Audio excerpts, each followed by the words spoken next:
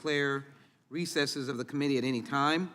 Good morning and welcome to today's hearing on reimagining public safety in COVID-19 era. I would like to remind members that we have established an email address and distribution list to circulate exhibits, motions, or other written materials that members might want to offer as part of our hearing today.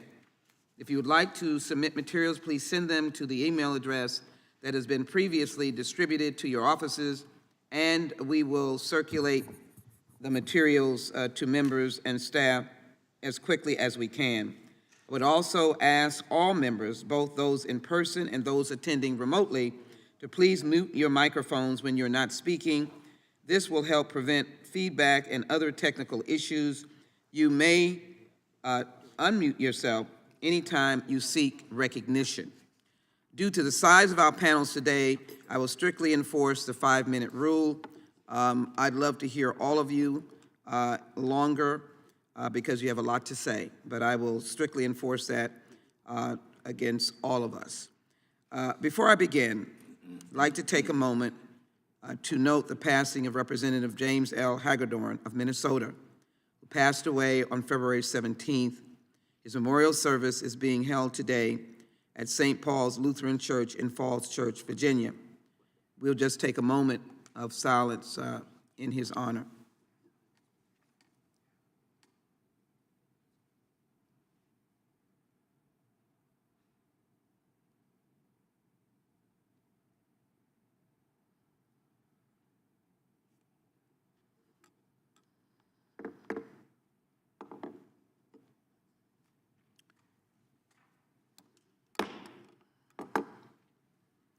We'll accommodate any members who need to participate remotely in order to attend the service. I now recognize myself for an opening statement.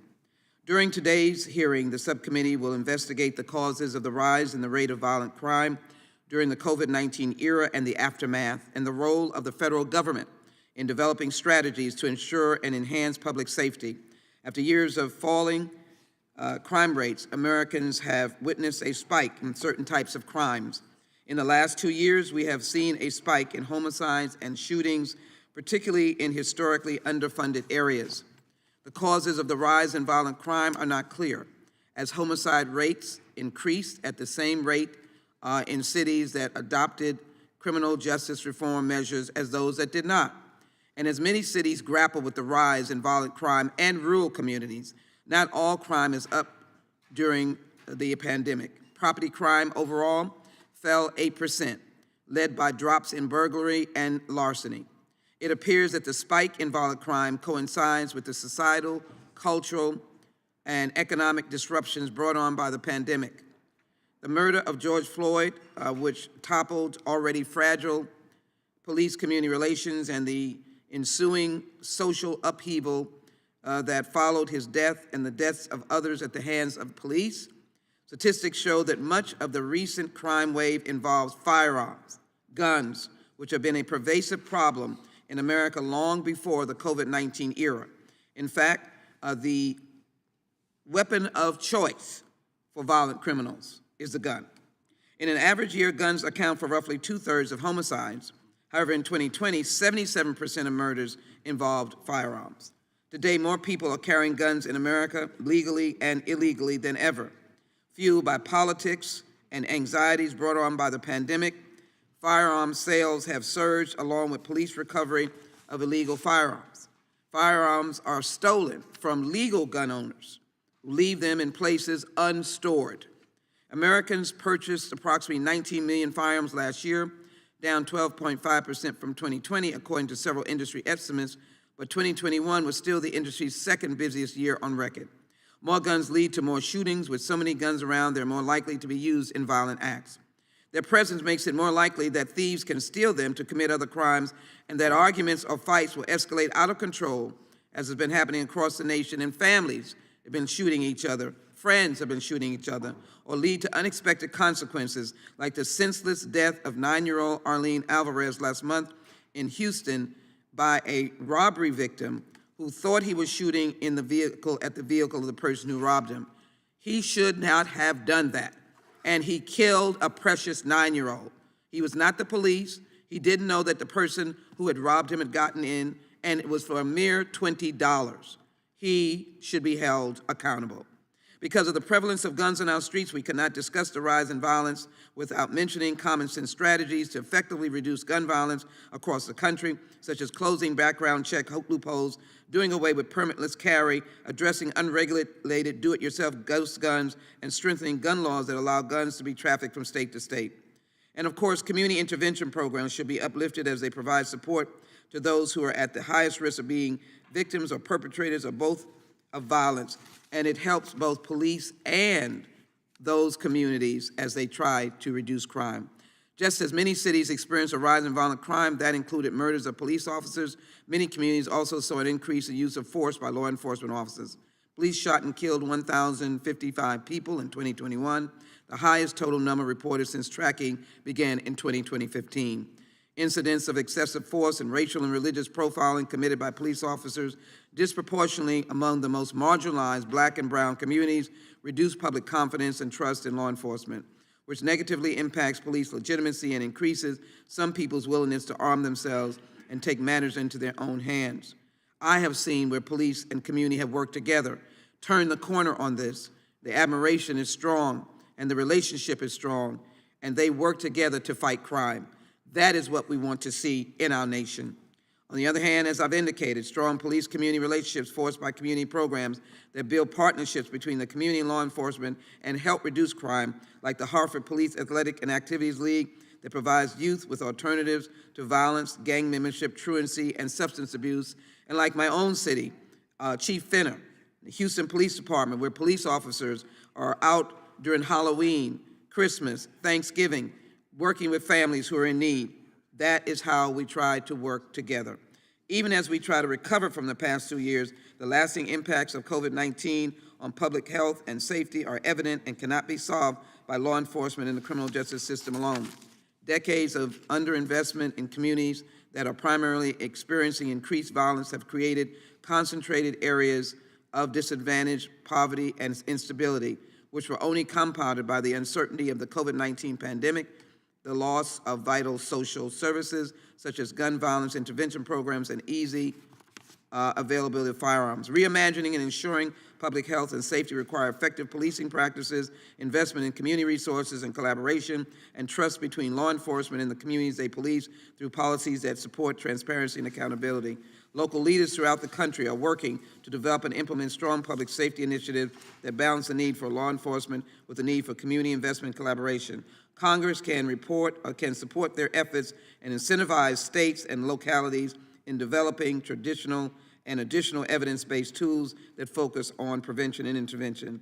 For instance, last year, Representative Lizzie Fletcher and myself were able to secure $975,000 in burn justice assistance grant funding for the Houston Police Department to employ 9 crime victim advocates that provide trauma-informed support for victims of violent crimes. We like to see it end, but we cannot forget those victims who are in need on these issues. The United States has historically funneled billions into punitive criminal justice policies, flooding local law enforcement with military-grade weapons and incentivizing mass incarceration instead of looking for solutions that will eliminate the conditions in which crime breeds. At this juncture, we must not return to antiquated thinking of tough-on-crime laws that led to over-policing, mass incarceration, and the devastation of impacted communities. Expanding our idea of what constitutes public safety is key to keeping our communities safe through community-driven solutions carefully tailored to meet each community's specific needs.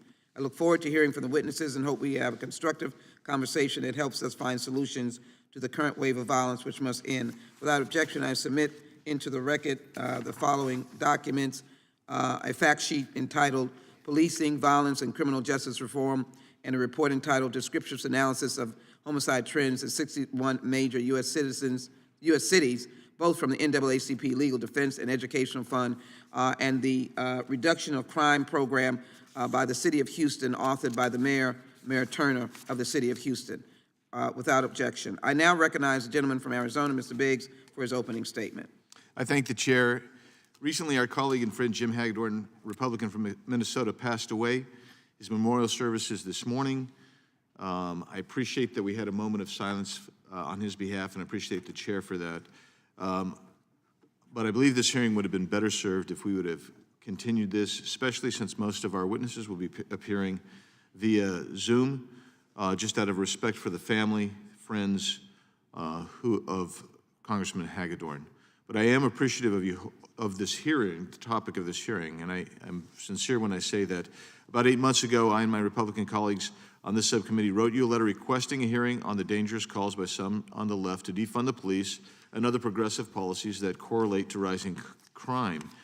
This is a very serious issue that deserves this subcommittee's full attention. Last month, I, along with my Republican colleagues, sent the chair a letter requesting that the subcommittee hold a hearing to investigate the recent reports that ICE released an illegal alien with ties to terrorism from custody because he might catch COVID-19. That's an outrageous policy decision. This subcommittee should immediately hold a hearing on the matter, and I again renew my call for that hearing, and I look forward to working with the chair to schedule that hearing. Turning our attention to this hearing today, we see crime rates, particularly violent crime rates, going up all around the country. I fear that this hearing is nothing more than an election year attempt by my colleagues to deflect attention away from those in their party who have vocally championed defund police movement, as well as other progressive policies, which will be discussed today. Let's hope this hearing can shed light on why defunding the police is a dangerous idea with deadly results. As some on the left have called for defunding the police, and some jurisdictions actually did defund their police departments, violent crime has surged to levels not seen in years. During the last 2 years, the United States has seen a spike in violent crime. In 2020, the U.S. tallied more than 21,000 murders, the highest totals since 1995 and 4,900 more than in 2019. The number of murders in the U.S. jumped by nearly 30%. It was the largest single-year increase ever recorded in the country, and some have blamed exclusively the COVID lockdowns. While this was going on, jurisdictions across America were also actually defunding their police departments with disastrous results. In New York City, for instance, NYPD's data shows their overall crime rate rose 11.2% in October 2021 compared to October 2020. That jump in crime continued after New York City defunded its police department by $1 billion. In LA County, homicides increased 23% from 555 in 2020 to 683 in 2021. The increased homicide rate occurred after Los Angeles defunded its police department by $150 million. Intentional killings of law enforcement officers reached a 20-year high in 2021. It would have been an all-time high since the FBI began tracking the data in 1995, but for the attacks on September 11th. In total, 73 officers were feloniously killed last year. 346 officers were shot last year. More worrisome is the fact that many of these shootings occurred ambush style, meaning that the officers were shot without warning or an opportunity to defend themselves. These types of attacks were up 115% in the last year. Philadelphia saw a nearly 13% increase in homicides from 2020 to 2021. In 2020, Philadelphia suffered 499 homicides, while 563 were reported in 2021. Philadelphia decided to cut its police budget by $33 million in 2020. Portland, Oregon also suffered a drastic increase in homicides from 2020 to 2021. In 2020, Portland suffered 53 homicides and endured 87 in 2021. It also reported 3,409 aggravated assaults in 2021, an increase over the 2,726 in 2020. Portland also decided to fund its police department in 2020 by $16 million. No one should be surprised that violent crime explodes when jurisdictions significantly reduce the funding of police or implement progressive policies that favor defendants over victims and the community. Despite these troubling trends, our colleagues still advocate for defunding the police. Madam Chair, I have a video I'd like to finish my statement with.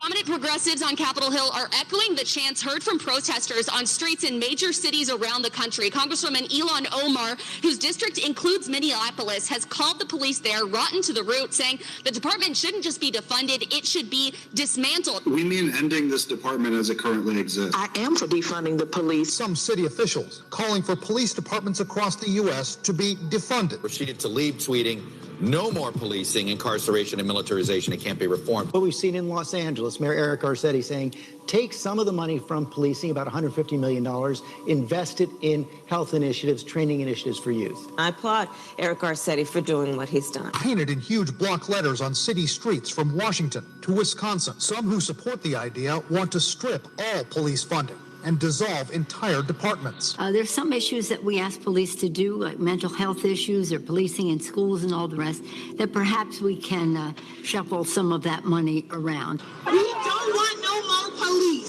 but we need to completely dismantle the Minneapolis Police Department. Yes, I support the defund movement. Defunding police means defunding police. If these reports are accurate, then these proposed cuts to the NYPD budget are a disingenuous illusion. This is not a victory. The freshman Democrat adding, the fight to defund policing will continue. Today in New York, Mayor Bill de Blasio announced a plan to defund the NYPD. The move joins with Los Angeles Mayor Eric Garcetti, who recently agreed to slash up to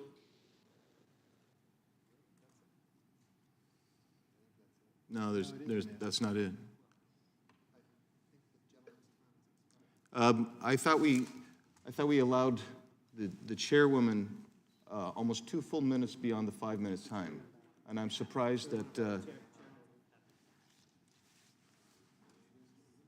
New York, chair Mayor and Bill de Blasio. let the proceeding, the chair and ranking members' time on their opening statement is different from their 5-minute. So can you get your technology together so we can finish it, please? I think there was just about 15 seconds left. Great. We'll let you, if you can get your technology, otherwise we'll. That would be. That's not us. And the staff? Apparently there's a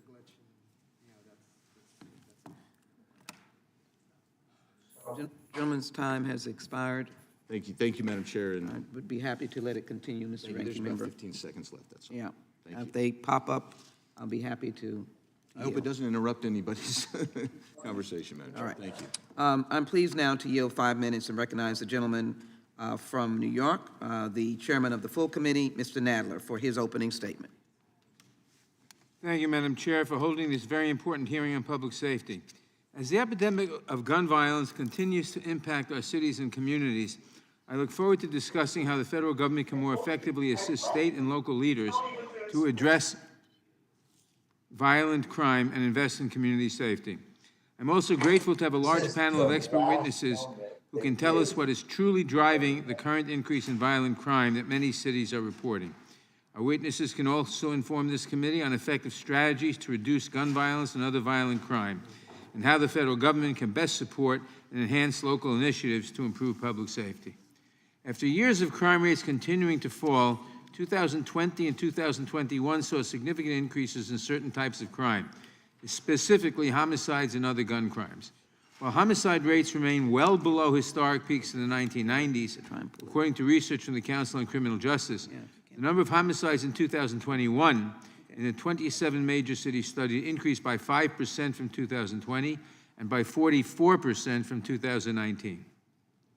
This increase in violent crime coincides with the economic and social upheaval caused by the COVID-19 pandemic.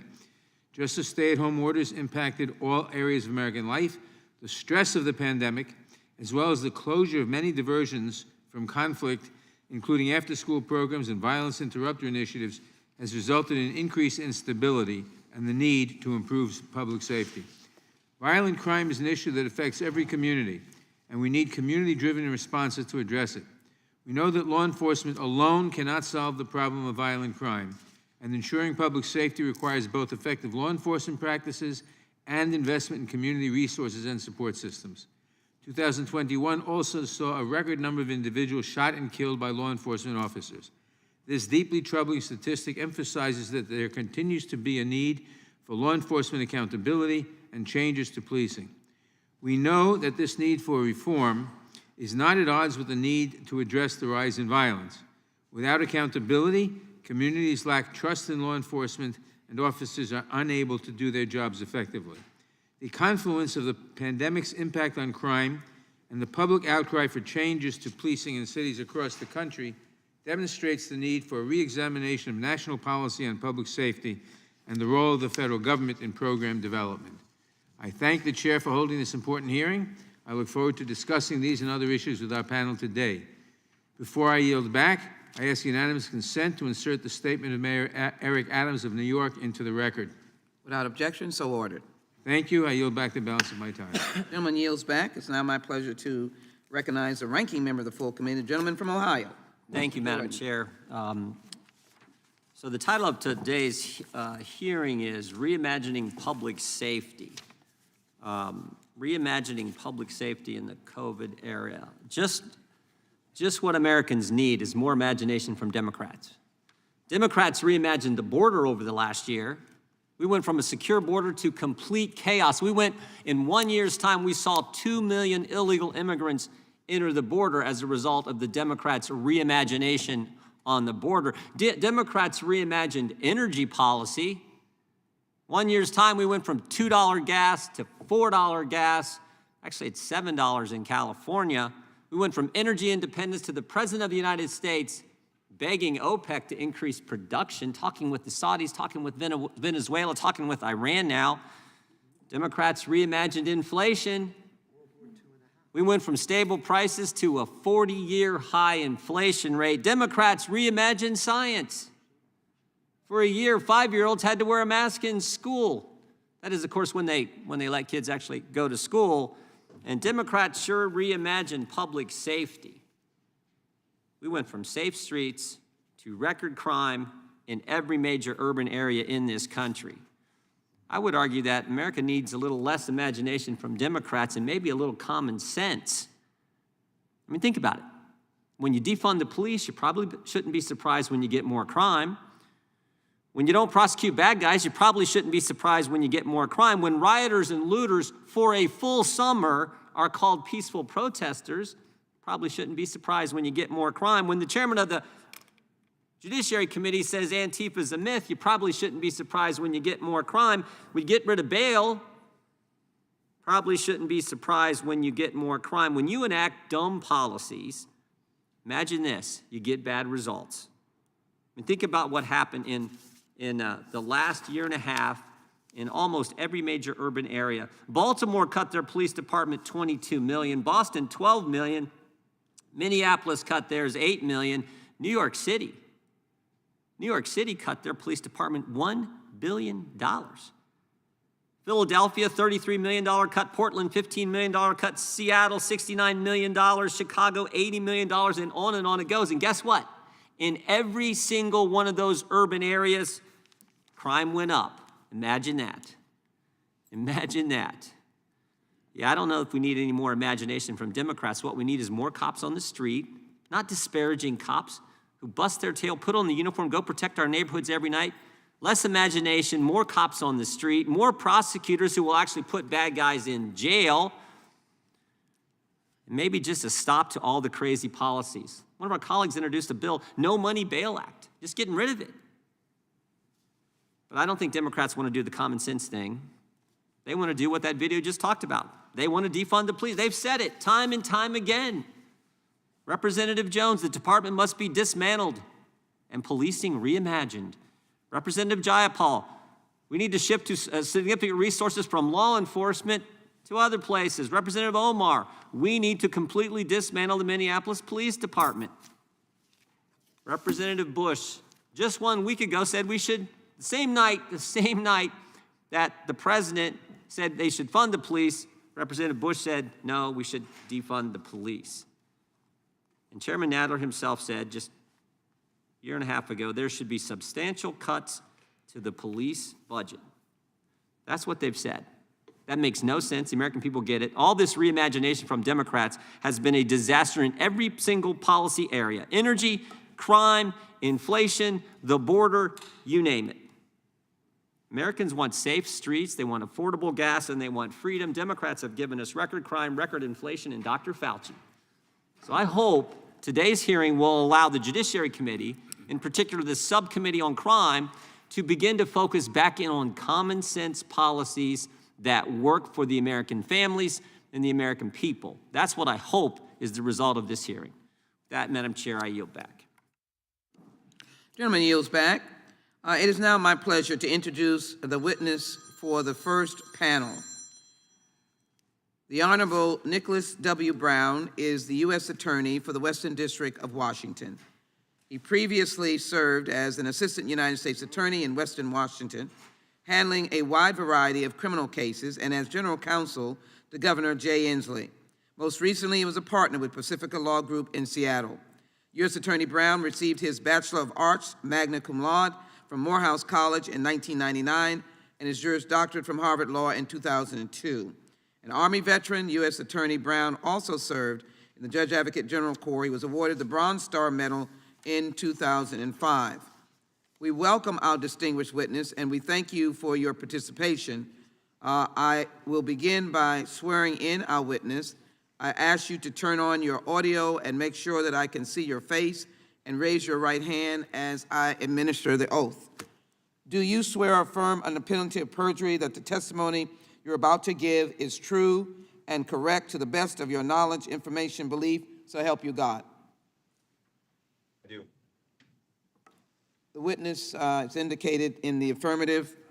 Thank you very much. Please note that your written testimony will be entered into the record in its entirety.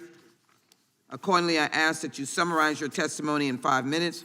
To help you stay within that time frame, there is a timing light on your table and on your screen. When the light switches from green to yellow, you'll have 1 minute to conclude your testimony. When the light turns red, it signals that your 5 minutes have expired. We're delighted to have you, U.S. Attorney Brown. For 5 minutes, you're now recognized. Thank you so very much. Thank you, Chairwoman Jackson Lee, Ranking Member Biggs, and distinguished members of the committee for the opportunity to speak with you today. I am pleased to be here to discuss the Department of Justice's efforts to work together with communities to address violent crime. My name is Nick Brown. I began my career with the department in 2007 as an Assistant United States Attorney, and I am proud to be serving that same district now as United States Attorney. Addressing violent crime is one of the top priorities of the department. To tackle these challenges, we must leverage the significant power of the community relationships to reduce gun violence and violent crime. We're working to, excuse me. I'm sorry, Mr. Brown, your volume is not up. If you can help us on your side, and we're going to try to help on your side, and we'll give you extra time for our interruption. You can turn your volume up if you have that capacity, and we're turning our volume up. We need to be able to hear you a little better. If you suspend just for a moment.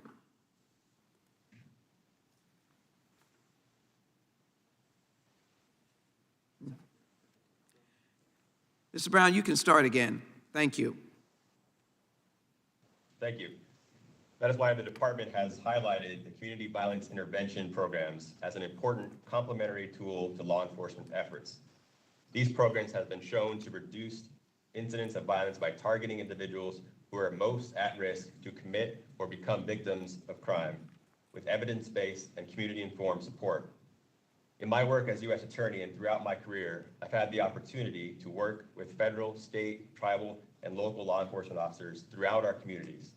The message that I have received from law enforcement officers in our communities when it comes to violent crime has been clear and consistent that they cannot solve the issue of violent crime alone. Partnership between law enforcement and our communities is vital to this enduring change. That is why in May of 2021, the department announced its comprehensive strategy for reducing violence. That strategy calls for active engagement with communities and organizations that we serve through prevention and intervention strategies, including CVI programs. In my district, we lean into community-based partnerships as much as possible. In our experience, community-centered, evidence-based programs often improve public safety and reduce violence by reaching broader audiences than law enforcement communities can do on its own. Let me give you some examples of the work that we're doing here in Washington State. We partner with a variety of community groups that are working to prevent violence, especially among our youth. These organizations help us identify the drivers of crimes in our communities, which in turn informs how to best use the federal tools at our disposal. Much of the work of CVI centers on addressing and healing the generational trauma of poverty, childhood exposure to violence, lack of educational and employment opportunities, and racism. Our community partners identify those young people most at risk of being involved in gang and gun violence and working on messaging to combat negative influences, and assistance with trauma counseling, housing, education, and employment. The department supported a recent partnership in our district between the Kent Police Department in King County, Washington, and a community organization by providing grant funding from the department's Project Safe Neighborhoods program. This partnership implemented night walks to provide consistent presence at an intersection that had experienced high rates of violent crime and gun violence. That program, built upon recommendations from the community itself, resulted in a significant reduction in violent crime. Examples like these demonstrate that by supporting community members and healing their own communities does not supplant the need for law enforcement. Instead, it proactively helps law enforcement do their jobs better. The root causes of violence run deep, and we cannot expect our officers to serve as mental health practitioners, housing advocates, or substance abuse counselors, although they often play those roles. Through leveraging the expertise of community partners, law enforcement officers can focus on their public safety roles in our communities without these additional strains on their resources. CBI initiatives also recognize that we cannot simply arrest and incarcerate our way out of violent crime. Ending the cycle of violence means committing to evidence-based prevention, intervention, rehabilitation, and reentry. Many state and local law enforcement entities across the nation are also using the department funding to support community policing and innovative CBI initiatives. For fiscal year 2021, the department awarded grants totaling nearly $440 million to support a wide variety of violence reduction efforts, including community-based violence intervention and prevention strategies, youth and school violence prevention programs, and evidence-based police and prosecution practices across the country. The department has made and will continue to make these important investments to help communities and law enforcement work together on innovative approaches to help those at high risk of engaging in or becoming victims of violence. That is why the President's fiscal year 2022 budget called for a $200 million investment in CBI strategies through appropriations that would flow through the department and the Department of Health and Human Services. By supporting community-based violence intervention strategies in alignment and in coordination with federal and local law enforcement, these funds will save lives and promote safer and healthier communities. Thank you again for your time and attention of this committee to this crucial issue. I look forward to answering your questions and continuing to work with you. I thank the gentleman. The gentleman yields back.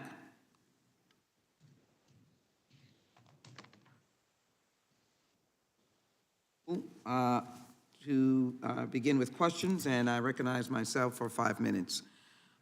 Let me start immediately with the question of what are the most significant drivers of gun violence, and how is the DOJ focusing on the most significant drivers of gun violence? Mr. Brown? Thank you, Chairwoman. There are a number of different influences on our crime and our communities, including gun violence. And it is difficult to pinpoint a single driver to any of these incidences. Some of the issues that were highlighted by the Chairwoman in her opening remarks certainly address some of the causes. We've seen an increase in crime and gun violence crime in particular, beginning in 2020 and continuing till today. Some of that undoubtedly influenced by the pandemic. Some of that influenced by strains in the community, policing resources. There's just a variety of number of factors that contribute to the rise in crime. In the communities that I serve here in Western District of Washington, which spans the border from Canada down to Oregon, we've seen violent crime erupt in new areas.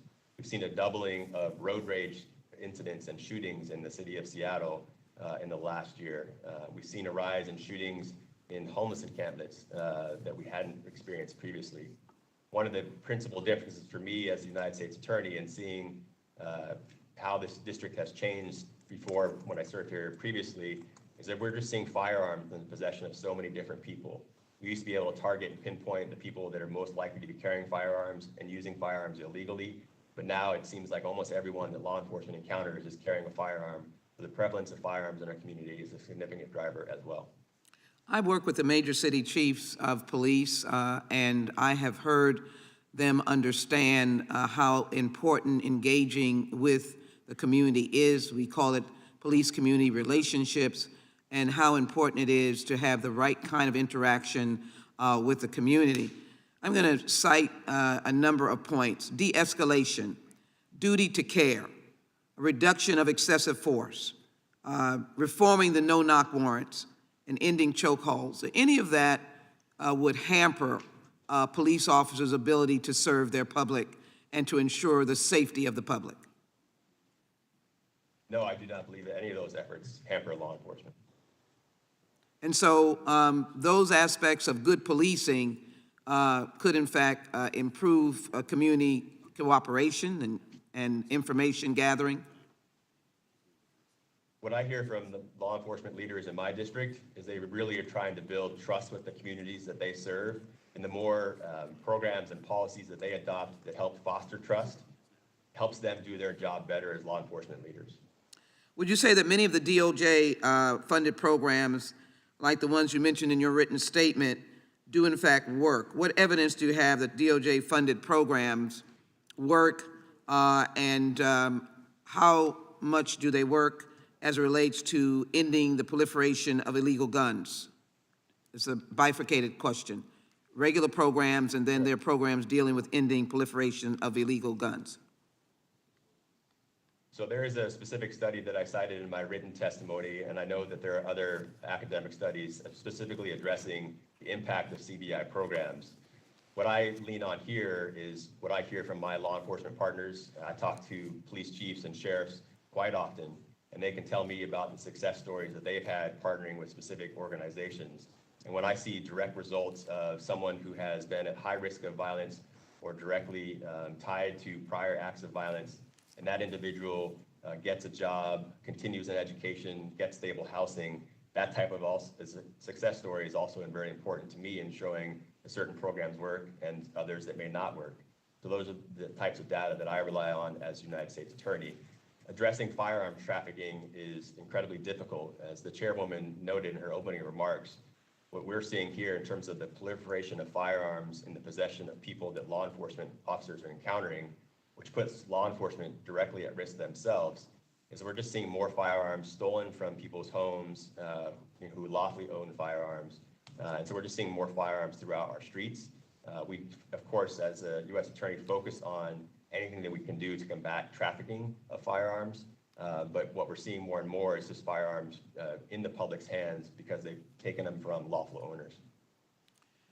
Let me thank you very much. I think that we will find in this hearing that we'll find the pathway to ensure safety in our streets and accountability on our police and better police-community relationships. Thank you very much. I yield back.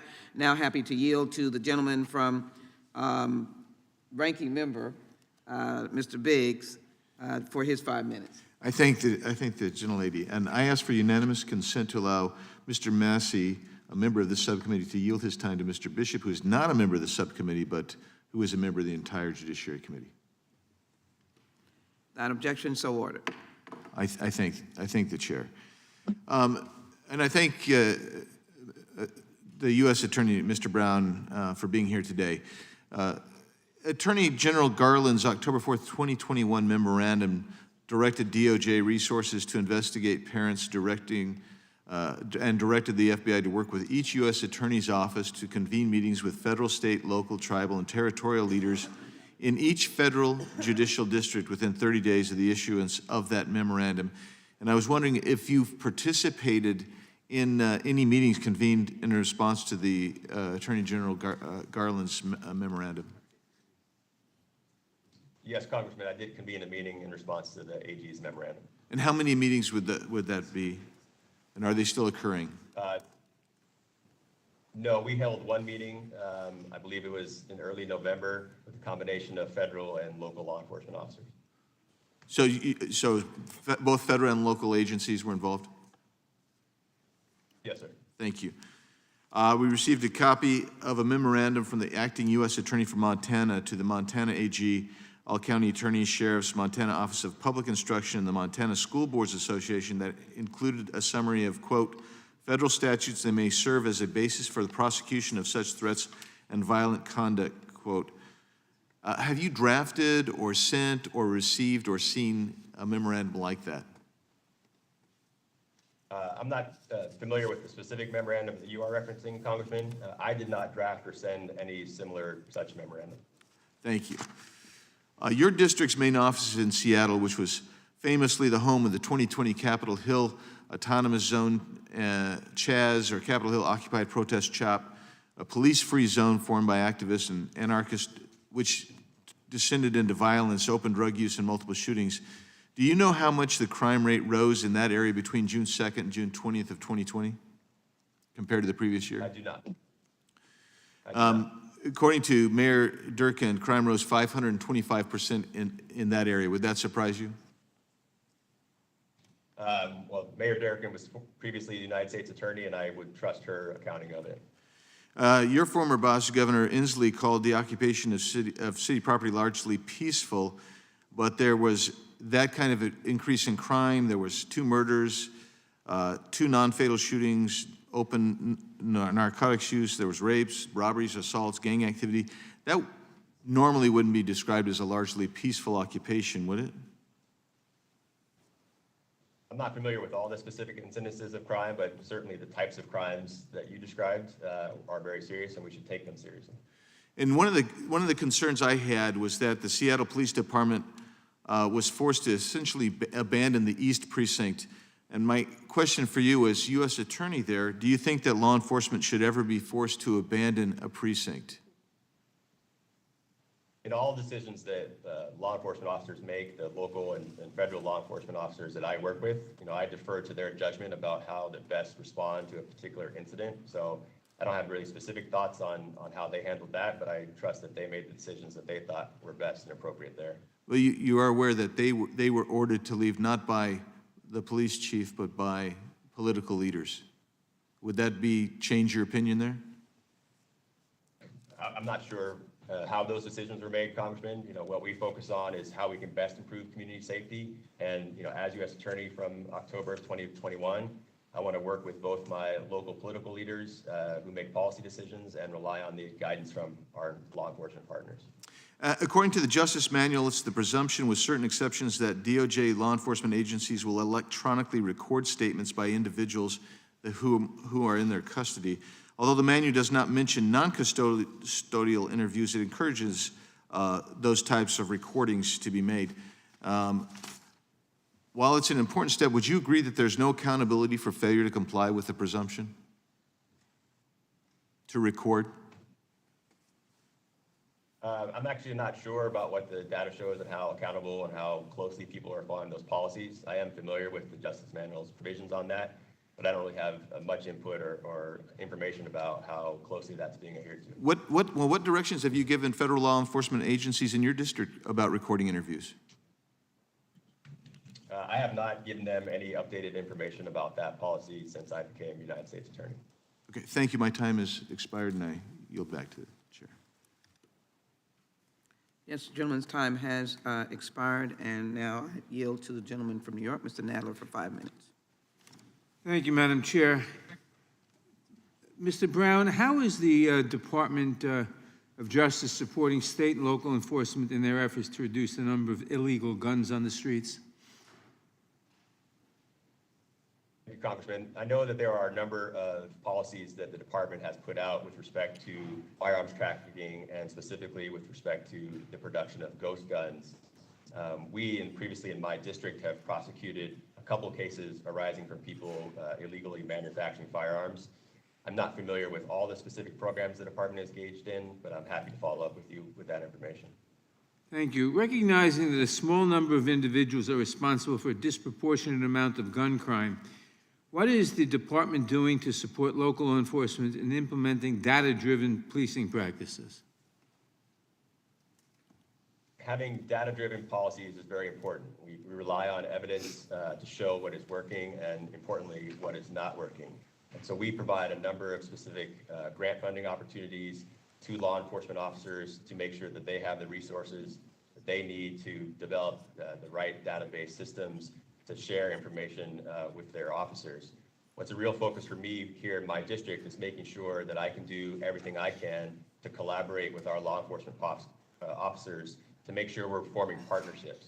Just last week, I convened a meeting with all of the local law enforcement officers within King County, Washington, which is our largest county in the district.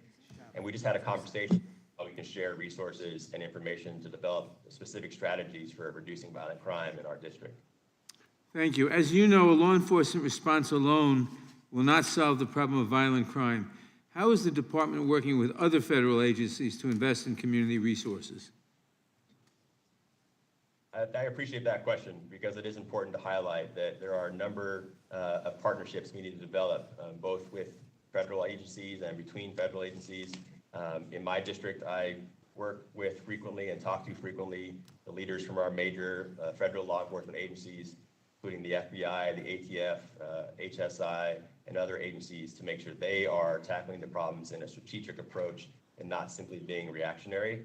So building those relationships and partnerships is very important. I am really fortunate right now. I think we have a tremendous collaboration, not only interagency between the various federal agencies, but with our local law enforcement departments. Thank you. Earlier in this hearing, we heard assertions that defunding the police was a big problem, that people, despite the president saying we don't want to defund the police, that in fact people want to defund the police. My question to you is, in terms of the problems that we face in terms of crime, does it make sense in some cases, or in most cases, or in a few cases, to reallocate resources from police to, say, mental health or others to work in conjunction with the police, which will result in a net reduction in crime? In my experience, you can't tackle crime, including violent crime, with just law enforcement. That you need additional support and programs to really intervene and prevent crime from occurring and making sure that we're breaking the cycle of crime. As everyone on the committee undoubtedly knows, people who are committing crimes are often recommitting and reoffending, and simply locking up and incarcerating those individuals often does not solve the problem. What we've seen is specific results from crime intervention strategies, providing support, counseling, mental health, education, housing, all these things that stabilize individuals and give them the support and resources to reduce the likelihood that they reoffend again. And importantly, from my perspective, I hear that from law enforcement officers themselves as well. They recognize that they can't do this themselves, and they want to work with community organizations that will help them interrupt violence and prevent crime from occurring again. So a reallocation of resources from a purely police-directed resources to resources, combining resources to the police and to, let's say, mental health agencies and to others who work with the police might actually result in a reduction in crime? As I said earlier in my testimony, I think there are just a myriad of causes of crime, and we have to have creative and holistic approaches. And so I think anything that we can do to support both law enforcement and the types of social support programs that make people stable and contributing and healthy will also help reduce crime. Thank you. I have 8 seconds left, so I yield back. Gentleman yields back. And it's now my pleasure to recognize Mr. Chabot for 5 minutes. Thank you, Madam Chairwoman, and thank you for holding this hearing. Thank you, Mr. Brown, for being available to us today. In the summer of 2020, as we all know, following the horrific death of George Floyd, many protesters and elected officials, mostly Democrats, across the country proclaimed that because Mr. Floyd had died at the hands of a police officer, that it was time to defund the police. And as Mr. Biggs, the video that was played early this morning, we saw the very statements from some of those legislators across the country and some here in Congress. Now, this hearing this morning by my Democratic colleagues is cleverly called Reimagining Police, not defunding police. Why? Because they're scared to death of being exposed or being connected with what many of their supporters and some of their colleagues, some in Congress, some even on this committee, really want. And that's not reimagining police, that's defunding police. This reimagining term, this ruse, is it's kind of a fairy dust term. Don't be fooled. In cities across America, we did indeed see defunding. Mr. Jordan mentioned a number of those cities. I've got a list of 21 cities that amount to $1.7 billion, billion with a B, that they took out of police department funds all over the country, and we've seen the results of that. And we've also seen liberal prosecutors. George Soros was involved in funding a lot of those campaigns, a lot of other campaigns across the country, and a number of other liberal dark money groups. My Democratic colleagues like to throw that term dark money around. Well, the Democrats have actually been very effective in electing people in causes with this dark money. Those prosecutors are an example of that, and they're doing a lot of damage all across this country right now. They, for the most part, don't prosecute a lot of crimes that used to be prosecuted all the time across this country. An example would be shoplifting, which to some people may not sound like such a terrible crime, but we've seen as a result of them failing to prosecute, we've seen folks with sledgehammers rampaging through department stores. We saw them on television just a couple of months back.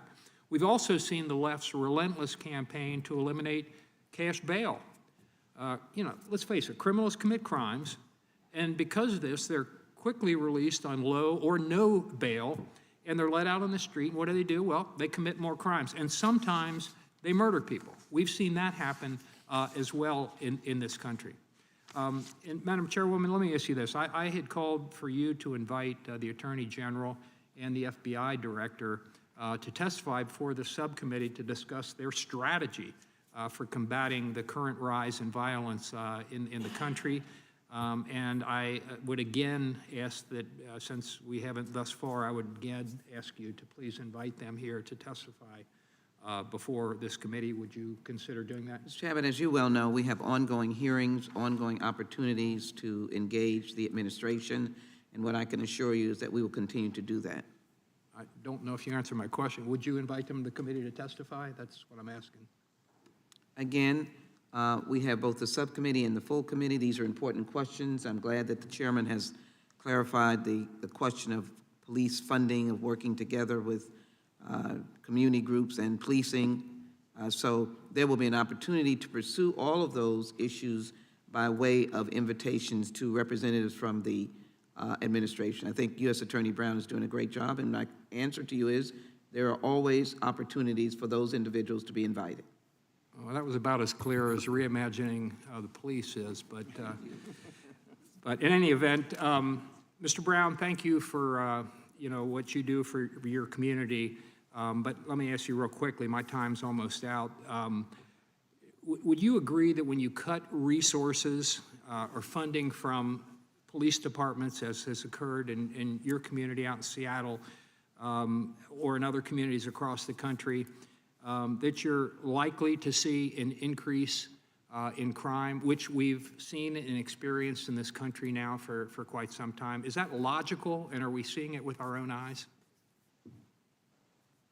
What I mentioned earlier, Congressman, is that we've seen a myriad of different causes that lead to increases in crime or decreases in crime. Now, looking at the crime trends here and in other places in the country, we saw a real increase in crime beginning in 2020, which was before many of the budget cuts that have been referenced here this morning took place. What I do hear from my officers here in my district is that they need more resources, they want more officers, and so I certainly support their need and understand their perspective on that. Thank you. I think my time's expired, Madam Chair. I now recognize Ms. Bass for 5 minutes. Thank you, Madam Chair, for holding this hearing. I'm thankful for the opportunity to show our constituents not only that we understand the fear that many feel at this time, but also that we intend to do something about it. How we go about that in the most effective and meaningful way is to look not just at the problem before us, but also at the root causes of that problem. And obviously the problem before us, we want to do everything we can to make sure that our communities are safe and to hold people accountable. As policymakers, we are confronted with a choice, which we shouldn't be. And sometimes we are pushed to either adopt policies that look tough, yet they fail to address the actual problem, or we think critically and creatively about solving the problems in our community. So that's why I'm particularly grateful to have you before us. Mr. Brown, I know that you yourself have talked about the importance of community-oriented solutions, particularly as it relates to gun violence. And I'm aware that the Justice Department recently awarded over $15 million to support Project Safe Neighborhood, and that the district that you represent was a recipient of some of those funds. And I wanted to know if you could talk about this program and its goals and what you've seen in your own district and also around the country, if you can share that with us. Congressman Bass, and I appreciate you recognizing the importance of the Project Safe Neighborhood program.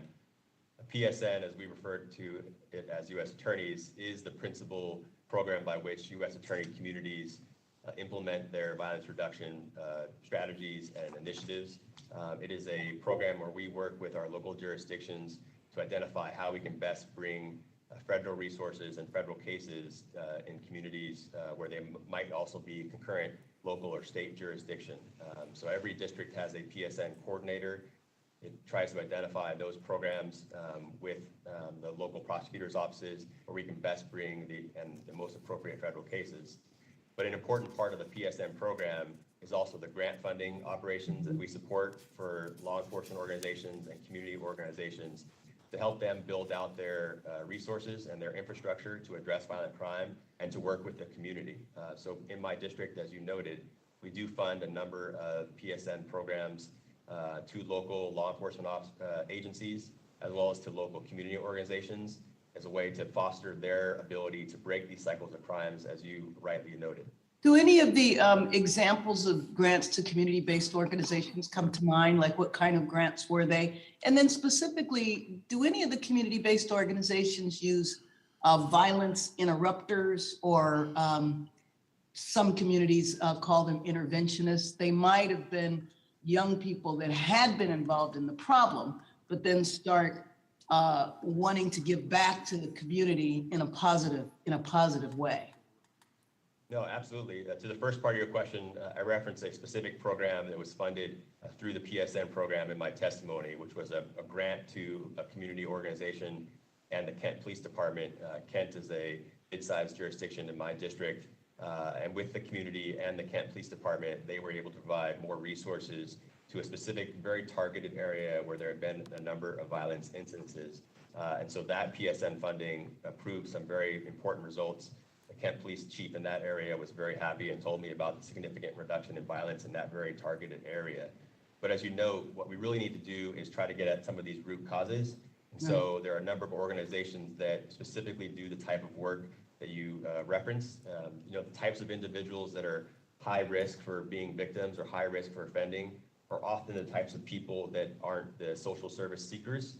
Right. These aren't people that often work with, you know, mental health counseling or other social services. And so we want to work with community groups because the community groups have that trust relationship with the people in the community that law enforcement often lacks. And so those community groups can provide those resources to those people that are most high at risk. And are those community organizations and strategies evidence-based? So they've been researched and tested? Yes, there are a number of studies that show that some of the CBI programs work.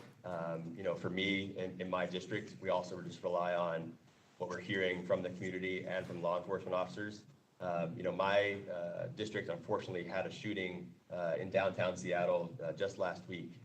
And I talked to the police chief of Seattle afterwards, and he shared with me that one of the first calls that he made after they had secured the scene and gotten information about the victim in that crime, one of the first calls he made was to a community organization that could help him perhaps de-escalate retaliatory shootings and calm the situation. And that's something that law enforcement is not always best suited to. Thank you, thank you, thank you. Gentlelady's time has expired. The ranking member for his 5 minutes. Thank you, Madam Chair. Mr. Brown, why haven't you responded to our November 1st letter? Congressman, I'm not sure what letter you're referring to. The letter signed by 19 Republicans, all 19 Republicans on the House Judiciary Committee regarding the school board's issue. Why haven't you responded to that? I believe, Congressman, that the department provided a response, but as I said earlier, we did follow the AG's memorandum to convene such a meeting. The department did not provide a response. I'm just, the letter's addressed to the Honorable Nicholas W. Brown, U.S. Attorney, Western District of Washington, 700 Stewart Street, Suite 5220, Seattle, Washington, 98101. Is that your address? That is the office of the U.S. Attorney's Office. Yeah, and the Department of Justice acknowledged receipt of that letter. I'm just wondering, do you make a habit of not responding to members of Congress, and not just any members of Congress? These are 19 Republicans from the House Judiciary Committee. Do you make a habit of not responding to people who inquire about a pretty darn important subject, the school board memo issue? We try to be responsive to all of our community members and anyone who has questions about the decisions and operations that we. Well, that sort of begs the question then. Back to, why haven't you responded then? If you try to make an effort to respond, why haven't you? Someone tell you not to respond? No, someone did not tell me not to respond. I understood that the department was going to provide a response, and I'm happy to have further conversations. Attorney General didn't tell you? About, the DAG didn't tell you not to respond? No, Congressman, no one directed me not to respond to that. Well, this is amazing. No one knows what happened here. 19 Republicans on the House Judiciary Committee, all the Republicans, inquire about a pretty important subject matter. We get no response. Earlier, when the ranking member of the subcommittee, Mr. Biggs, asked you a question about this initial meeting. Remember the memo on October 4th from the Attorney General? He said this: I am directing the Federal Bureau of Investigation, working with each United States attorney, to convene meetings with federal, local, territorial leaders in each judicial district within 30 days of the issuance of this memorandum. I think your answer was you did have that initial meeting within that 30 days. Is that accurate? That is accurate. When was that meeting again? I don't have the specific date, Congressman. I believe it was in the first week of November. Did you follow up with people at the main justice, at the Department of Justice? Did you get back with the Attorney General or the Deputy Attorney General regarding what took place in that initial meeting? We communicated that we had the meeting. I don't think we provided any details about the meeting or participants. Have you had any subsequent meetings since that initial meeting in early November? I meet with my local and federal law enforcement partners on a regular basis, sometimes multiple times a week. So we have not had any further specific meetings regarding the AG's memorandum, but I communicate and talk to my law enforcement partners. Wait. So you had the initial meeting. You told the main justice we had the meeting, but you communicated nothing else to him, and you've had no subsequent meetings on that issue. Is that accurate? I have not had further meetings with the law enforcement partners about the school board memorandum. Well, that shocks me because, I mean, this was the most important subject matter in the world back in October. The National School Board Association writes a letter to the Biden administration on September 29th, and literally 5 days later, we get a memo from the Attorney General directing you to have this meeting as if this was the most important subject matter on the planet, and you had one meeting, and all you told main justice is we had that meeting, and you've had no subsequent meetings? Congressman, it certainly was not the most important issue for me as the United States Attorney. Sure was here in this town. Sure was in the state of Virginia. Well, I can only speak for me and my district and our priorities, and addressing school board issues was not the most important issue facing my district as United States. Well, let me just read the first sentence in the memo that went to you and the director of the FBI. The very first sentence in the October 4th memo from the Attorney General says, in recent months, there has been a disturbing spike in harassment, intimidation, and threats of violence against school administrators, board members, teachers, and staff. Have you prosecuted anyone in the last 5 months for threats of violence, harassment, or intimidation of school board members, administrators, teachers, and staff? No, we have not brought any such cases in my district. No prosecutions, no subsequent meetings, no communication with DOJ, but we were told this was the most important thing in history just a few months ago. You make any recommendations to DOJ about what should happen regarding this school board's issue? I did not, Congressman. Okay. Any people and any individuals you know have a threat tag associated with their name? We got this email communication that went out to FBI agents around the country, and it says, as a result of the Attorney General's memo, the Counterterrorism Division and Criminal Divisions created a threat tag to track instances of threats. Do you know about any threat tags put on parents or any individuals in the Western District of Washington State? I'm not aware of any such tags. Gentleman's time has expired. Thank you, Madam Chair. I yield back. Congresswoman Dean is now recognized for 5 minutes. Thank you, Chairwoman, and thank you for holding this important hearing. Mr. Brown, I'm Madeline Dean from suburban Philadelphia. So I thank you for your extraordinary work and service to our country. As you know, 90% of the Department of Correction inmates will return home one day. Our current system is failing them and failing all of us, their families, our communities as well. Assisting Americans returning home, people who are still suffering from mass incarceration and its effect on their transition to freedom, even after their time is served, must remain a priority for our government. It is a priority for me and many on this committee. Mr. Brown, what is the Department of Justice doing to support returning citizens to reduce the chance of rearrest and support successful reintegration into the community? Thank you, Congresswoman, for that question, and I appreciate it because you highlight a very important issue. One of the ways that we make our community safe is not only by preventing crime and holding people accountable who commit crimes, but helping those people successfully return to our community. That is good not only for those individuals and their families, but good for their neighbors and their communities around them because it enhances community safety. So I know that there are a number of reentry specific efforts that the department prioritizes. There are reentry programs the department helps support through grant funding.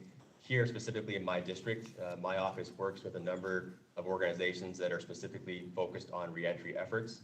We actually just started partnering with a very positive organization that has had good results working with the state correction facilities to bring those resources to some of our federal detention facilities within my district to help people understand what led them there and provide them the support when they get out of prison. I appreciate that. What else is the federal government doing to invest in education, in housing, healthcare, employment, and other social structures for returning citizens? Well, some of those subject matters are beyond my expertise, Congresswoman. I know that there are a number of programs in each of those areas, and some that are specifically funded and supported by the Department of Justice. I'm happy to have the department follow up with you on some of those areas. As I indicated earlier, some of the CBI programs that we work with and support both here in my district and in the department are focused on those very specific issues and providing housing, education, and other programs to make sure that they're successful. I appreciate that. Anything you can share with us, we'd thank you for that. Something I care an awful lot about is the role of addiction and opioids in particular and other problems of addiction and mental health as it relates to the Department of Justice, the criminal justice system. Can you speak to that in terms of your own experience in the work that you do? How much of it is touched by mental health and or the disease of addiction? No, absolutely. I mean, those two issues are really prevalent in cases that we see both in the federal cases and investigations that we lead, as well as the cases that local and state officers are bringing. You're seeing addiction-related issues, particularly these days in my community and throughout our country, a number of people suffering from fentanyl addiction and fentanyl problems. It's really a serious problem in my district and throughout our country. And mental health is also such a vital part of what's contributing to people's crimes. In my district, we do have a program where we work with people where we can identify that the impetus for their crime was a drug-based issue. They've had a documented history of addiction-related issues. We try to work with those people to find alternatives beyond simply incarceration that will allow them to be successful from when they re-enter the community. I thank you for that, and anything you're learning, best practices that we can make sure that we incorporate into our policymaking would be very powerful. We know that we can't arrest our way through addiction and mental health problems. It's not good for the people, and it's not good for their families and our communities and the economy around them. Again, I thank you for your extraordinary work and service, and I yield back, Madam Chair. Back. It's now my pleasure to recognize Mr. Tiffany for 5 minutes. Thank you, Madam Chair. So in regards to, I want to reference what the ranking member was questioning you on just a few minutes ago. Have you had talks with the National Security Division regarding the memo from the Attorney General? I have not, Congressman. So are you ignoring the directive that the Attorney General's office put out? I don't believe there was any specific directive for me as U.S. Attorney to coordinate with the National Security Division on that issue, Congressman. So there was not a directive that you coordinate from the U.S. Attorney's office? There was a directive in the October 4th memorandum that we convene a meeting with our federal and local partners on that issue, which we did. I'm not familiar with any directive that I work with or coordinate with the National Security Division. You talk about criteria and things like that to deal with the root causes of crime. Do you consider parental involvement as something that's important that should be included as one of those top issues? I think certainly people's family circumstances and support can contribute to crime. I think there's plenty of evidence that suggests that having stable and healthy family environment makes it less likely that you're engaged in crime, in particular violent crime. Thank you for that answer. So I've jotted down a few phrases that we've been hearing today: reimagining, of course, reallocate resources, antiquated ideas, violence interrupters. All those things have been bandied around today. And I would hark back to a week ago in regards to President Biden's State of the Union speech, where he said, we are going to fund the police. And I think it's very clear today that that was just rhetoric on the part of the president. All Americans should understand that you have, per the video that we saw earlier, per these words that we're hearing, per the poster that's right behind me, a quote from the chairman on June 7th of 2020, it's very clear that, it should be very clear to the American people that the majority party does not have an interest in getting control of crime. They do not have an interest in looking out for the interests of victims. And you can tell with the blame-shifting rhetoric that is being used. Two things that I've heard today: root causes and blame COVID.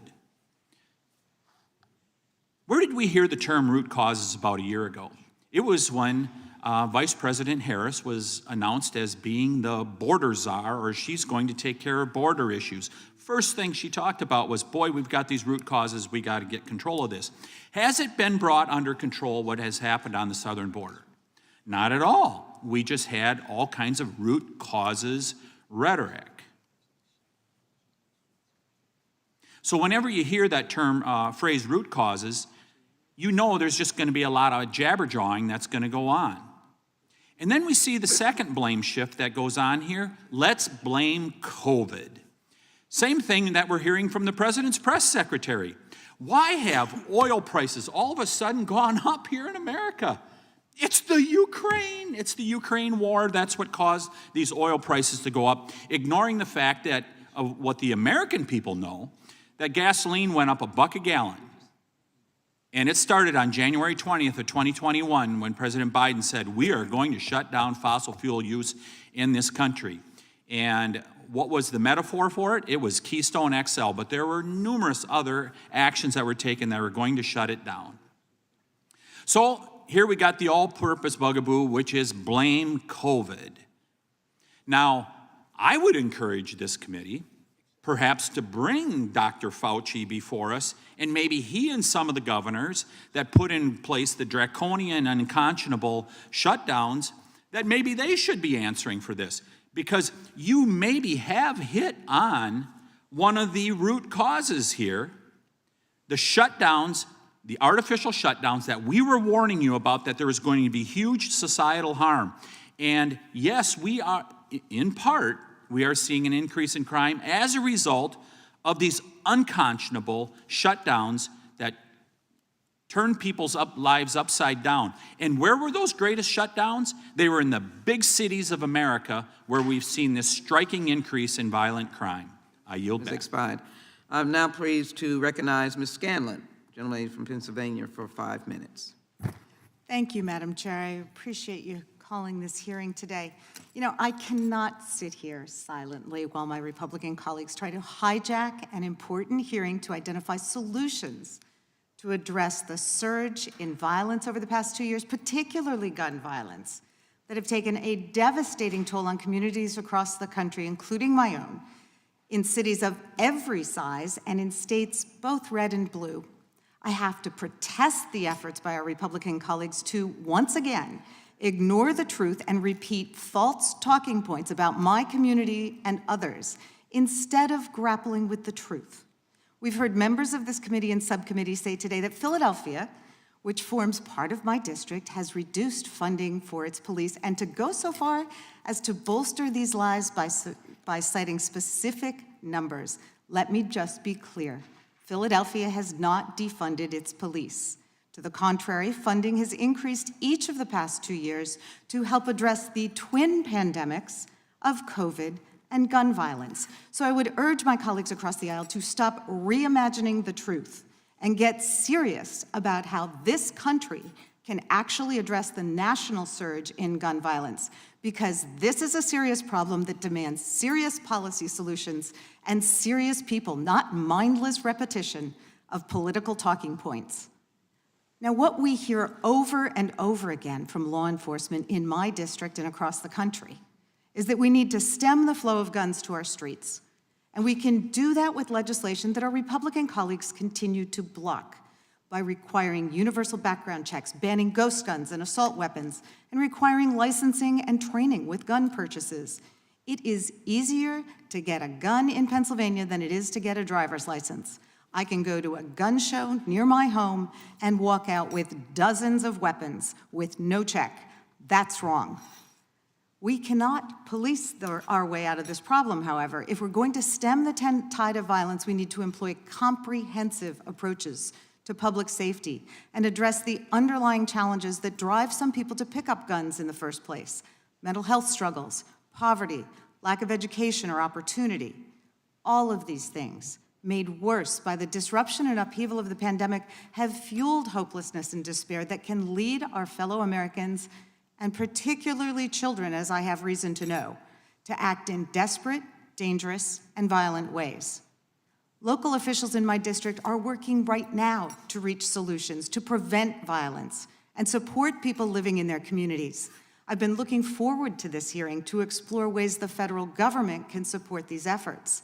Now, Mr. Brown, in your testimony, you mentioned that a Project Safe Neighborhoods program is operating in your district. Officials in Chester, Pennsylvania, where my district office is located, launched the same program in November 2020.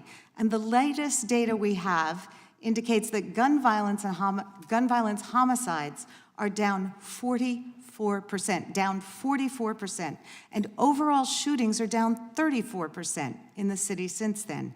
Can you talk a little bit more about the importance of creating these collaborative partnerships between community-based partners and law enforcement? How do we support these partnerships, and how does this drive solutions?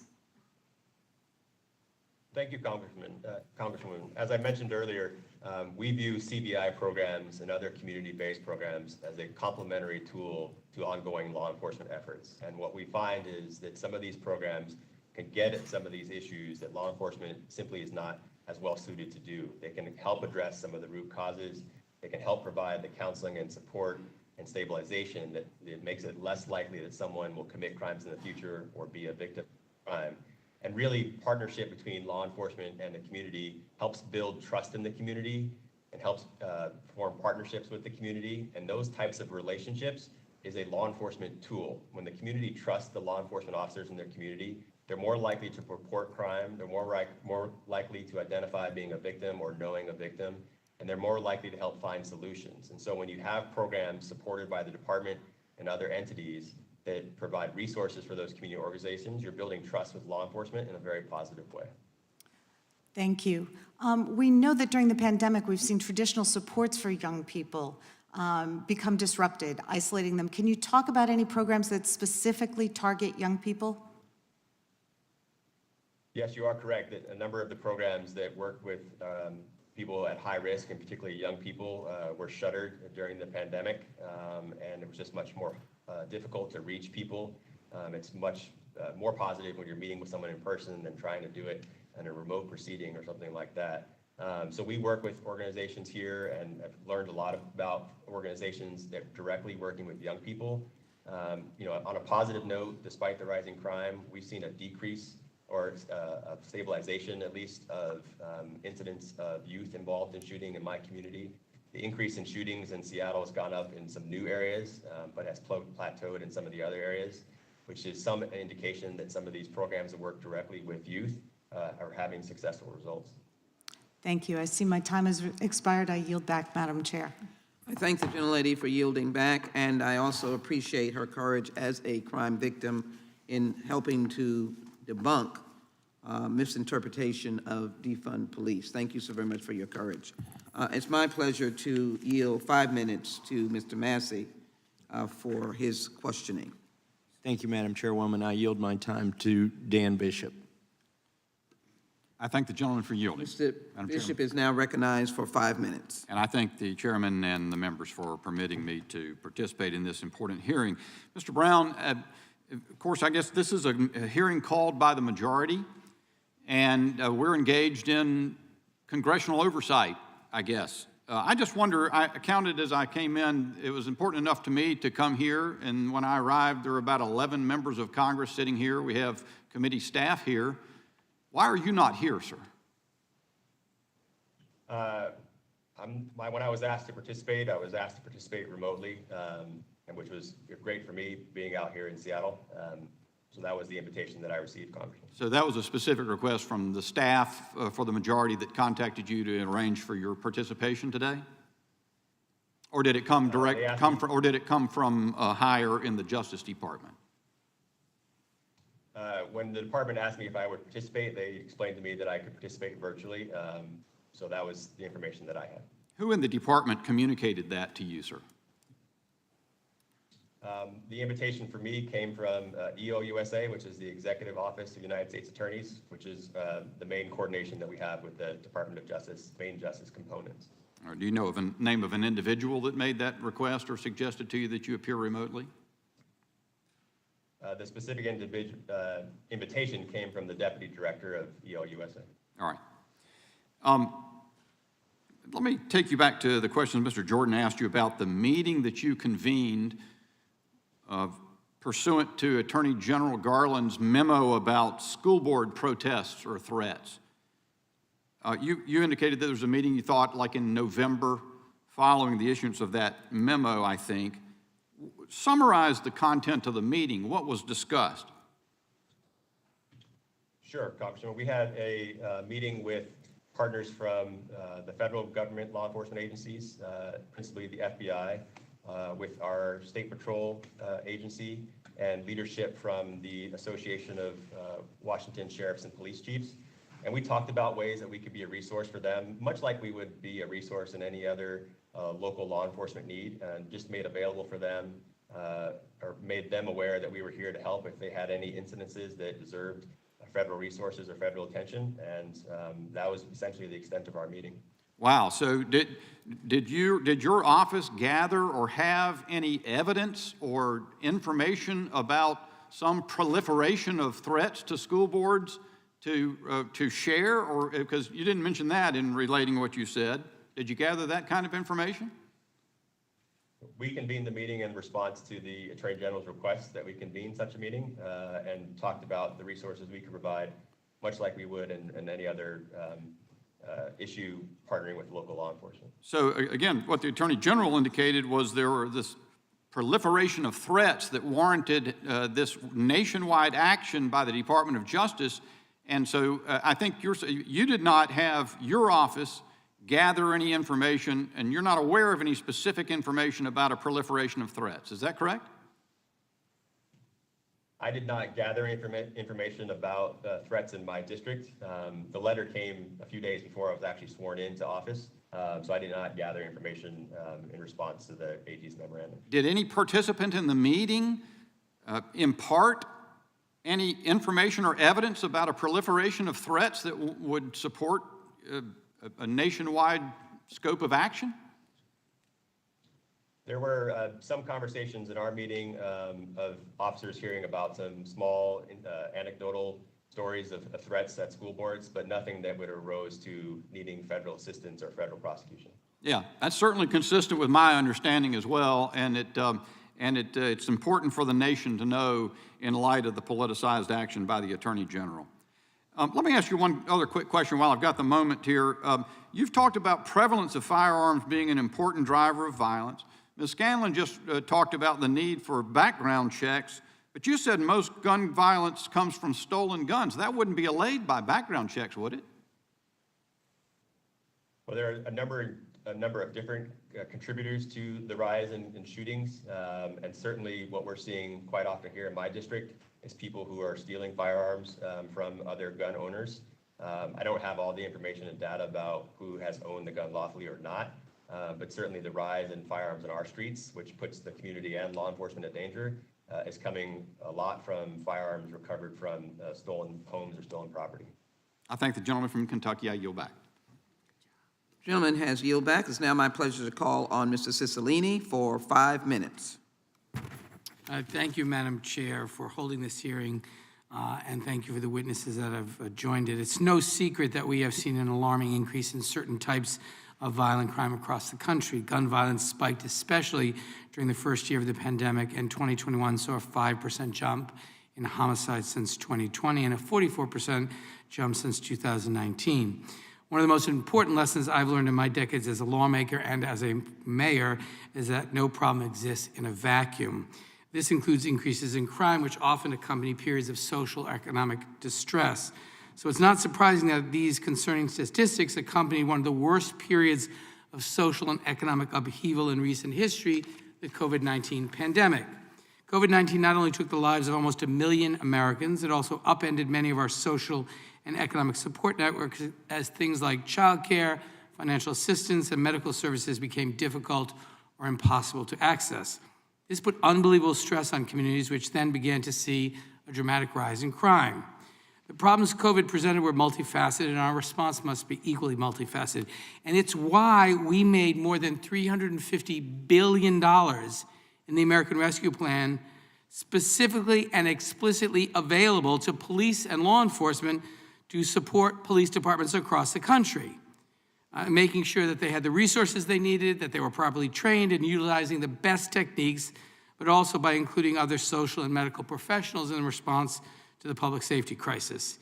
And so despite the fiery speeches of my colleagues, every single Republican on this committee and every single Republican in the Congress of the United States voted no for this funding for police departments in direct response to the increase in crime because of COVID. We wrote it specifically for that purpose. Police departments are using it. That funding, every single one who made one of these big, loud speeches today voted no. So let the record be clear on that. And so I want to first say thank you, sir, for your testimony. I think as I think about violent crime, one of the lessons I learned as mayor of the city of Providence, and my chief always said this, was that the single most powerful tool the police department has to fight crime is the trust and confidence of the community.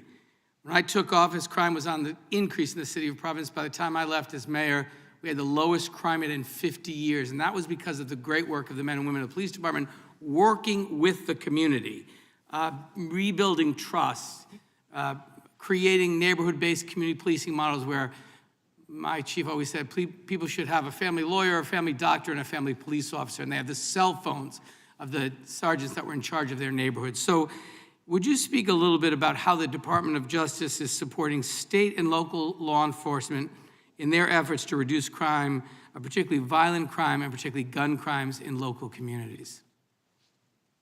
Thank you, Congressman, for your question. I think you've hit the nail on the head. You know, it makes sense that anybody in any profession, frankly, works better with people that they trust. And law enforcement agencies and officers serve those communities. And if they have trusting relationships and know the people in their communities, they're much more likely to partner on successful strategies for reducing crime. And they're much more likely to have good relationships when they're showing up before a crime has happened to commit to those relationships rather than after a crime has occurred. And the focus for me, specific to this testimony, is how the federal government and the Department of Justice can support community organizations that are adopting evidence-based CBI strategies, because those partnerships with law enforcement is one of the principal ways that we can prevent violence from occurring or reoccurring. So working with law enforcement agencies, I've heard time and time again that they want these community organizations to be successful because those community organizations can get at some of the heart of the problem rather than simply when law enforcement shows up after a crime has occurred. Thank you. And you know, we have in the city of Providence a program that was started by the Institute for the Study and Practice of Nonviolence that supported a group of young people called street workers that are actually former gang members, people who had previously been involved in violent crime, who are out there proactively working with the communities, helping to prevent violence, working hand in hand with the police department. And every single member of the Providence Police Department would recognize that they have been a tremendous asset in their efforts to reduce crime in the city. That's a great partnership where they're reaching out and helping to prevent much violence. And we also had a nationally recognized program where another organization, Family Services, sent with police officers a domestic violence therapist who understood how to work with children to the scene of a crime so that when they were responding, the harm that children were experiencing as a result of that incident was immediately addressed by a mental health professional. No, everyone sees those as very valuable to the reducing the impact of crime in our communities. And despite all the histrionics of our colleagues on the other side of the aisle, I hope those efforts can continue in police departments across the country, and thank you for being here. I yield back. I recognize Mr. Fitzgerald now for 5 minutes. Thank you, Madam Chair. Can I first ask unanimous consent to have a Washington Post article that is authored by Salvador Rizzo, titled "The White House Slipshot Claim That Republicans Are Defunding the Police"? I would ask unanimous consent that that be submitted for the record.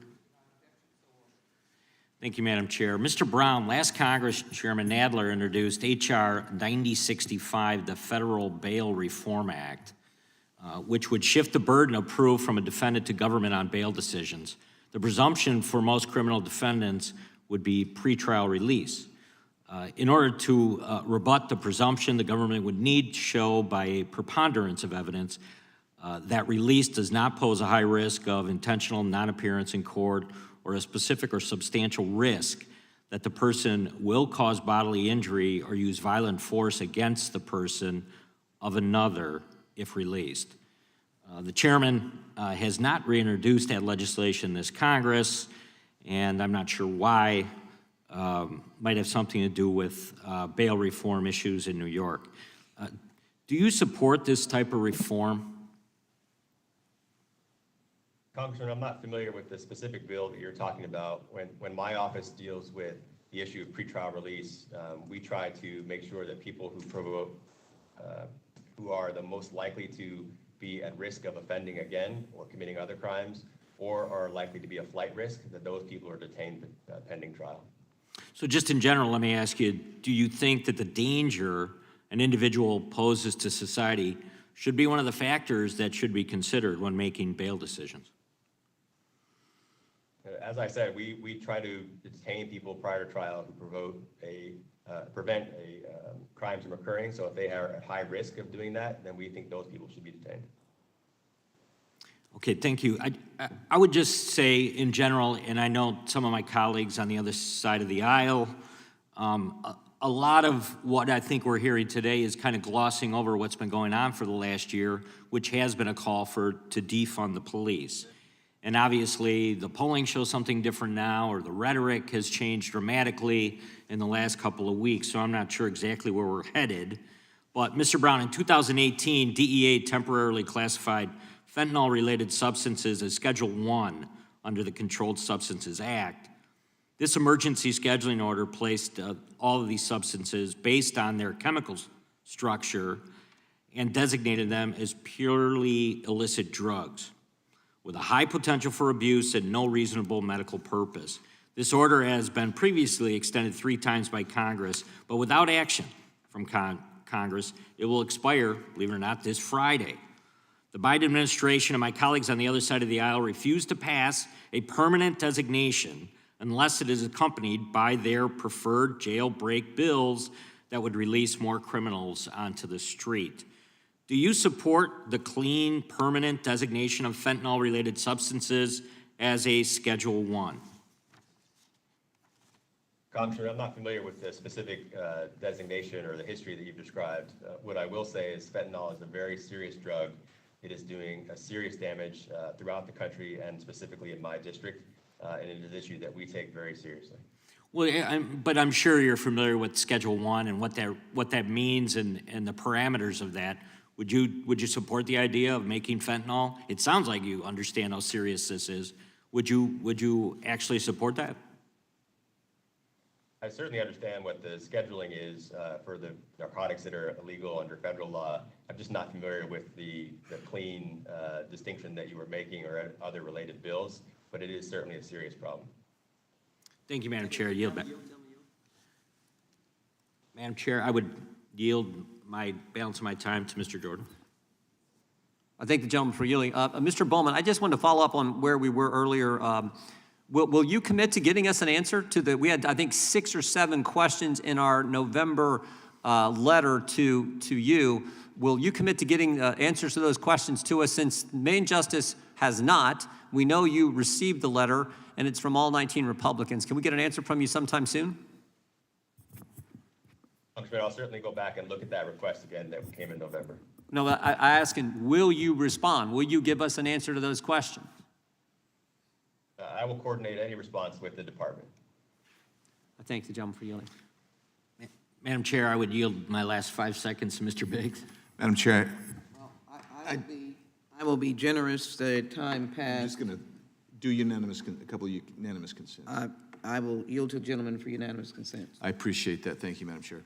I first want to submit to for the record Yahoo News piece entitled "White House Checked Over Bogus Claim on GOP Defunding Police," and then also PolitiFact, Scott falsely accuses GOP of defunding police. Those 2 articles without objection, if possible. Ms. Biggs, without objection, so ordered. Thank you.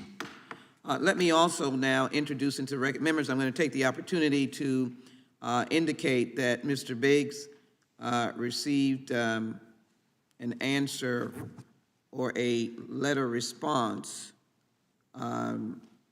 dated December 22nd regarding letters that have been the same on the question concerning a memorandum issued by Attorney General Garland and entitled Partnership Among Federal, State, Local, Tribal, and Territorial Enforcement to Address Threats Against School Administrators. This was signed by a Assistant Attorney General from the Department of Justice, and the memorandum responds to concerns about violence, threats of violence, and other criminal conduct. The comment in particular, the Justice Department has no greater responsibility than keeping the American people safe, and to that end, the department has taken action in a wide range of contexts to keep American people safe by preventing violence and threats of violence. So it includes a wide spread on jobs, election officials, workers, judges, law enforcement, officers, prosecutors, flight crews, flight attendants. It is not a stranger to violence, and the Justice Department has a responsibility to keep them safe. By unanimous consent, I'll submit this letter into the record as a response that has been given to the Republican. With that, I yield 5 minutes to the gentleman from California, Mr. Liu, for his questioning. Thank you, Chairwoman Sheila Jackson Lee, for holding this important hearing. My first elected position, I was a city council member, and it's very clear that most police funding are funded by local cities, counties, and states. President Biden last week told America that Democrats support funding the police. We also took actions to execute that because actions speak louder than words. The American Rescue Plan provided massive amounts of funding to local governments to fund police departments, prevent layoffs, and hire additional police officers. Every Democrat voted for it, and Democrats passed the American Rescue Plan that funded police departments, and President Biden signed it. The following Republicans on the House Judiciary Committee voted no on the American Rescue Plan.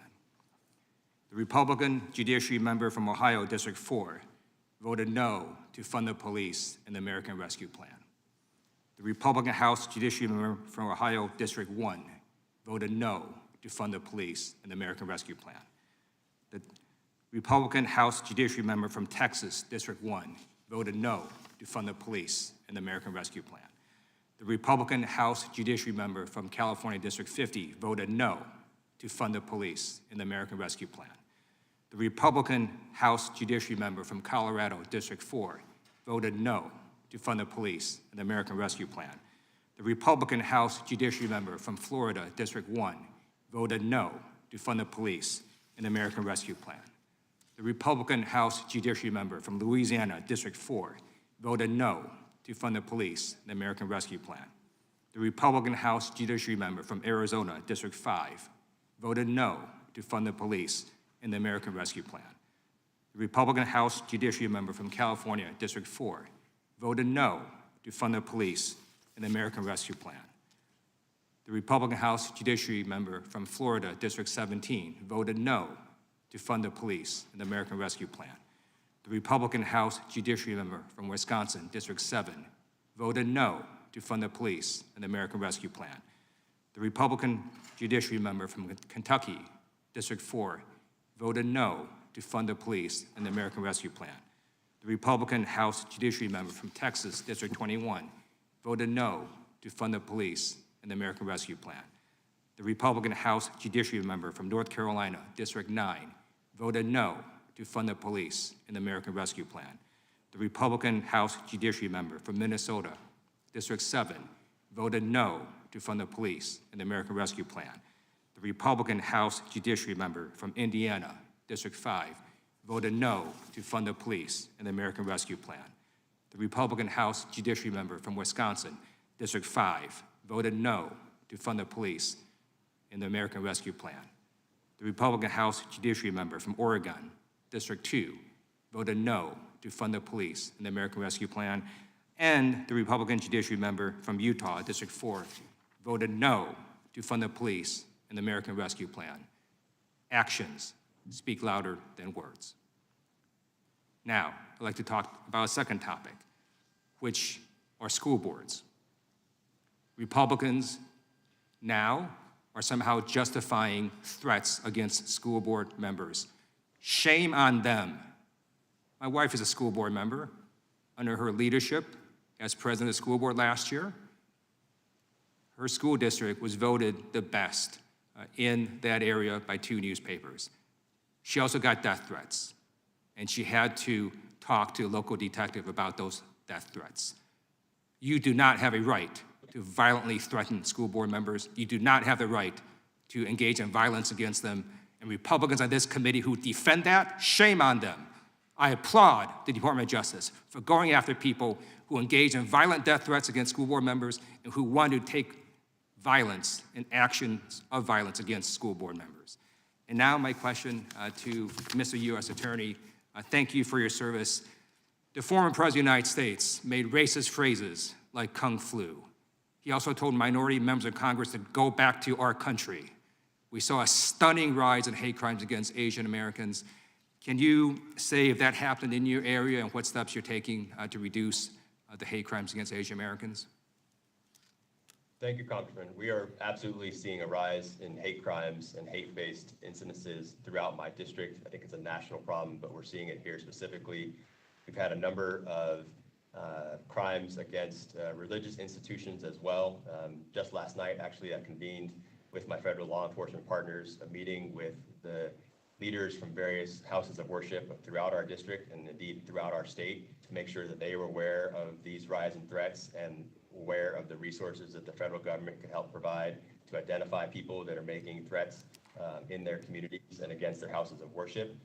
but we continue to prosecute hate crimes very, very seriously in this district. I've had a number of cases in the 5 months since I've been. Gentleman's time has expired. If you can wrap up. Gentleman's time has expired. Where they are committing these offenses. Thank you. Thank you so very much, and thank the gentleman.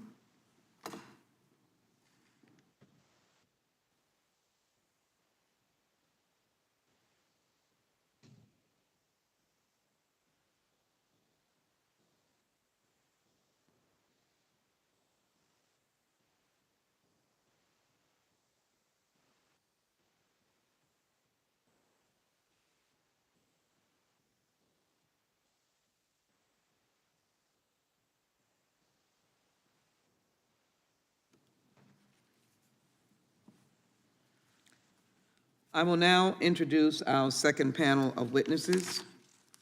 Accordingly, I ask that you summarize.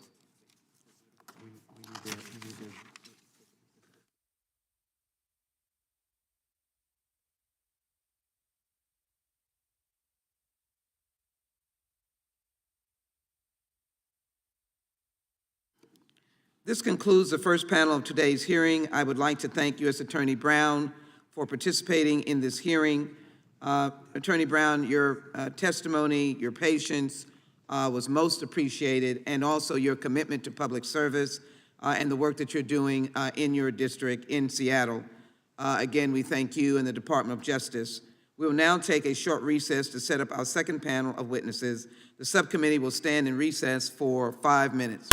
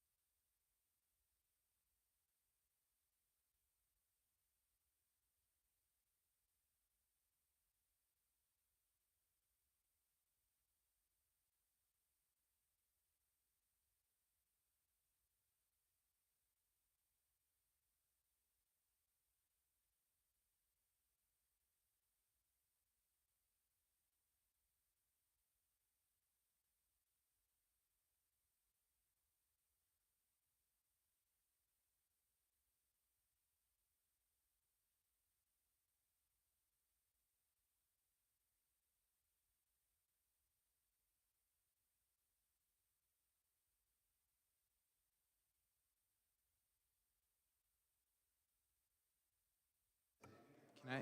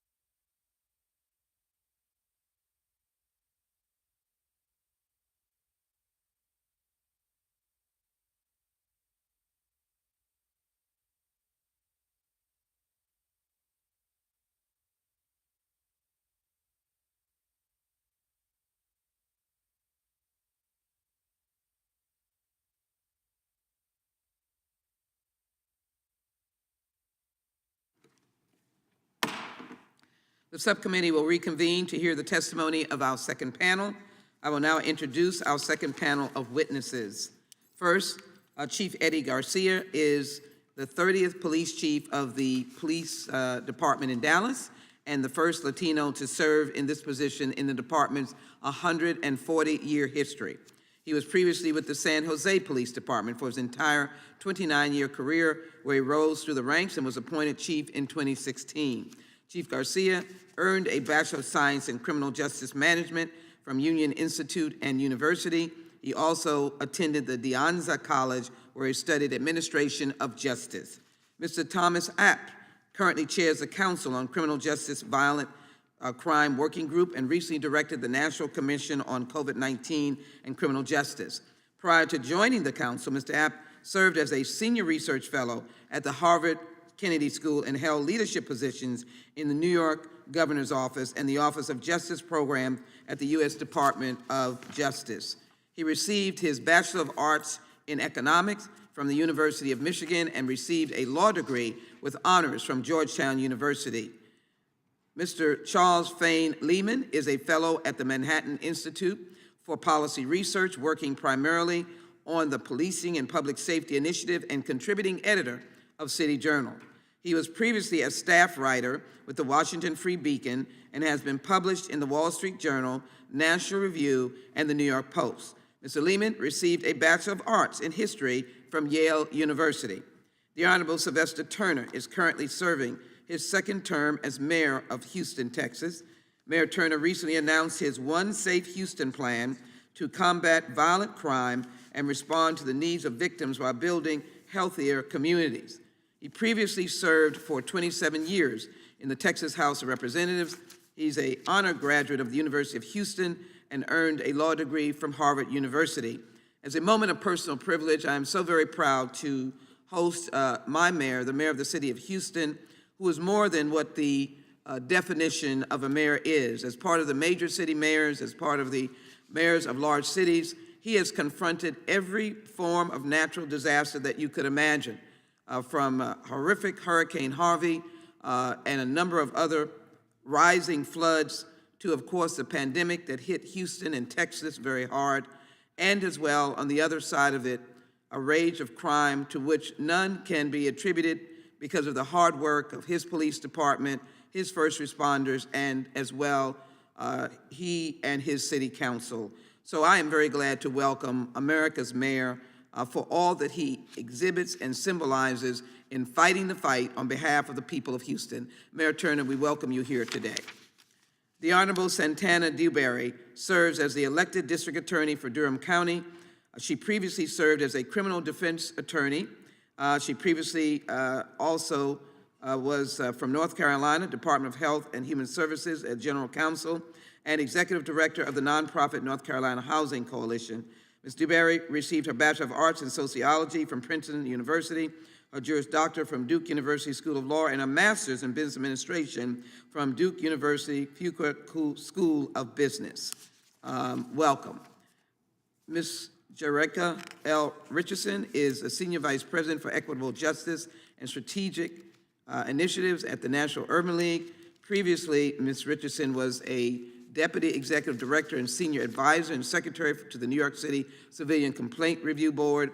She has also served as Chief of Staff in the Office of the Counsel to the Mayor of New York City, Special Advisor to the Mayor and Senior Spokesperson for the U.S. Attorney's Office in the Southern District of New York. She holds a Juris Doctorate from the University of Michigan Law School and a Bachelor of Arts in English from Spelman College. Let me also thank the President and CEO, Mark Morial of the National Urban League, who continues to work and respond to the calls of Congress and to continue to fight for the wide breadth and spread of justice, equality, and economic opportunity for the people of America and African Americans. So thank you again, Ms. Richardson, for your presence here today. We welcome our distinguished witnesses and we thank them for their participation. I'll begin by swearing in our witnesses. I ask that all witnesses testifying in person to rise. I ask all witnesses testifying remotely to turn on your audio loudly and make sure that I can see your face and your raised hand while I administer the oath. Do you swear or affirm under penalty of perjury that the testimony you're about to give is true and correct to the best of your knowledge, information, and belief, so help you God? I do. I do. I do. Thank you. Let the record reflect that the witnesses have answered in the affirmative, and thank you, and you may be seated. Please note that your written statement will be entered into the record in its entirety. Accordingly, I ask that you summarize your testimony in 5 minutes. To help you stay within that time frame, there is a time light on your table and on your screen. When the light switches from green to yellow, you have 1 minute to conclude your testimony. When the light turns red, it signals that 5 minutes have expired. I now recognize the Mayor of the City of Houston, Mayor Turner, for 5 minutes. Good morning, and I'll start off by thanking you, Chairperson Jackson Lee, my Congresswoman. So thank you for having me. Ranking Member Biggs, members of the Subcommittee on Crime, Terrorism, and Homeland Security, as well as the other persons on this distinguished panel, as we engage in a dialogue on reimagining public safety in the COVID-19 era. There are no easy answers and no singular initiative standing by itself that can adequately address rising crime. In Harris County, for example, the criminal case backlog is nearly 100,000 cases since Hurricane Harvey and COVID. Domestic violence has doubled since 2019. There are way too many guns on the streets. The Texas legislature passed HB 1927, permitless carry, which became law on September 1st of last year, against the testimony of major city police chiefs. Violent crime is a public health crisis made worse by the pandemic and easy access to guns, which demands a comprehensive, holistic response, all hands on deck approach. A month ago on February 2nd, I, along with members of the Houston City Council, community leaders, and law enforcement agencies, announced One Safe Houston Plan, a public safety initiative aimed at holistically addressing and in some cases, rebuilding the public safety ecosystem in Houston-Harris County. In the city of Houston, we need more police officers, a minimum of 600. We have budgeted the resources to add additional police cadet classes and via overtime. In the interim, we're adding 125 officers per day. These officers are being deployed to areas based on the crime data and analytics. To keep our parks and green spaces safe, we're adding more park rangers. Let me add that after the murder of George Floyd in June of 2020, the city of Houston increased its police budget by 13%. But Houston is roughly 600 square miles, twice the size of Chicago. To complement our police officers, technology is a must. We're adding to our network of cameras to deter and solve crimes like road rage, shootings, and others. Greater use of ShotSpotter, license plate readers, enhancing our forensic center. More federal grants for more technology would be helpful. We confiscated over 6,400 guns last year, and about 3,700 guns were stolen from people's vehicles. There are way too many guns on our streets. We are budgeting $1 million on a robust gun buyback initiative, and we will evaluate its effectiveness. The plan also looks to address crisis intervention in 2 areas identified by the Citizens Commission on Police Reform, organized after the murder of George Floyd. We are fully implementing it. In fact, I'm going even further. $21 million has been allocated towards behavioral health programs, namely Crisis Call Diversion Program, a 24-hour coverage program aimed at directly connecting callers with mental health providers, mobile crisis outreach teams, deploying non-law enforcement teams of behavioral health professionals to deal with nonviolent interventions, crisis intervention response teams, specially trained police officers paired with mental health professionals, and a clinician officer remote evaluation using telemedicine. Additionally, we have seen a substantial uptick in domestic violence related crimes that often lead to homicides. As a result, we have made an investment of $10 million for sexual and domestic abuse responses through our domestic abuse response teams. These programs provide specifically for trained 2-person mobile teams consisting of 1 HPD officer and 1 victim advocate responding to high-risk domestic violence crime scenes at the request of the primary responding police units. This program is working extremely well. Other key components of the One Safe Houston initiative include $2.5 million for the implementation of the Cure Violence and Credible Messages program using community influencers and disruptors, $1 million to expand the existing successful community reentry program. And I might add, our numbers are more impressive than the state. 4% recidivism compared to 20+%. We need more dollars there. And we are engaging in our youth initiative, opportunity to provide this coming year between up to 15,000 summer jobs to students ages 16 to 24. Opportunity is a vital component to keeping our city youth off the streets during summer breaks and providing them with access to quality earning and learning opportunities. With the exception of the Summer Youth Initiative, the cost of the One Safe Houston program is $45 million, paid for by opera dollars. So let me thank you for your resources, and then I look forward to this hearing. Gentleman yields back. Thank you very much. Let me, before introducing and recognizing Mr. App, introduce Ms. Madeline Brame, who is chairwoman of the New York Victims' Rights Reform Council and state director of Blexit for New York, who is also will be providing testimony for us today. Thank you very much again, Mayor Turner. And now I yield 5 minutes to Mr. App. He is now recognized. Chairwoman Jackson-Lee, Ranking Member Biggs, and members of the subcommittee, thank you for the opportunity to speak today. During the coronavirus pandemic, violent crime has surged. In 2020, homicide rose by 29%, the largest one-year increase in at least 50 years, while violent crime overall increased by 5%. In 2021, homicides and other violent crimes continued to climb, but the pace of the increase, at least for homicide, slowed to 5%. Property and drug crime declined in both years. These numbers and the suffering behind them are deeply disturbing. At the same time, rates of violent crime remain well below the highs of the 80s and 90s. We must respond urgently to this epidemic of violence, but we need not panic. Across the country, violence has surged in cities large and small. It increased in cities led by Democrats and in those led by Republicans. It rose in blue states and also in red ones. The effect appears to be national and not driven by local circumstances. By all accounts, it is community gun violence, meaning violence perpetrated with firearms in public settings, that is driving the increase. It is difficult to know for certain why community gun violence spiked, but experts have settled on 3 likely factors. The first is the pandemic itself, which disproportionately impacted the communities where gun violence concentrates. A second factor is the social unrest caused by high-profile incidents of deadly police force. And a third factor is a substantial increase in legal gun purchases where a larger share of weapons fell into the wrong hands and did so more quickly than before. While a large body of rigorous research and public opinion polling supports additional requirements for owning and carrying a deadly firearm, that is not the focus of my testimony today. My focus here is on the nonpartisan, fact and evidence-informed solutions that can give cities relief right now. These solutions reflect the consensus reached by the Council on Criminal Justice's Violent Crime Working Group, a diverse body of law enforcement officials, community violence and public health experts, advocates, and leading researchers.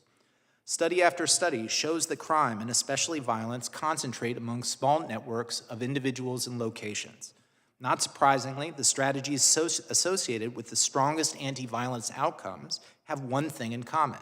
They focus on these small numbers of people and places. Some of these focus strategies involve law enforcement. In systematic reviews of hotspot and problem-oriented policing, researchers have examined dozens of evaluations and found these approaches to be effective. Other strategies prevent violence without law enforcement. For instance, credible messengers can mediate disputes, connect individuals to much-needed supports, and use community events to promote nonviolent norms. Tellingly, the intervention associated with the strongest effects does not focus exclusively on police or non-police solutions. Instead, it brings cops and communities together. Focused deterrence, also known as the gun violence intervention or ceasefire, creates partnerships among residents, service providers, and law enforcement.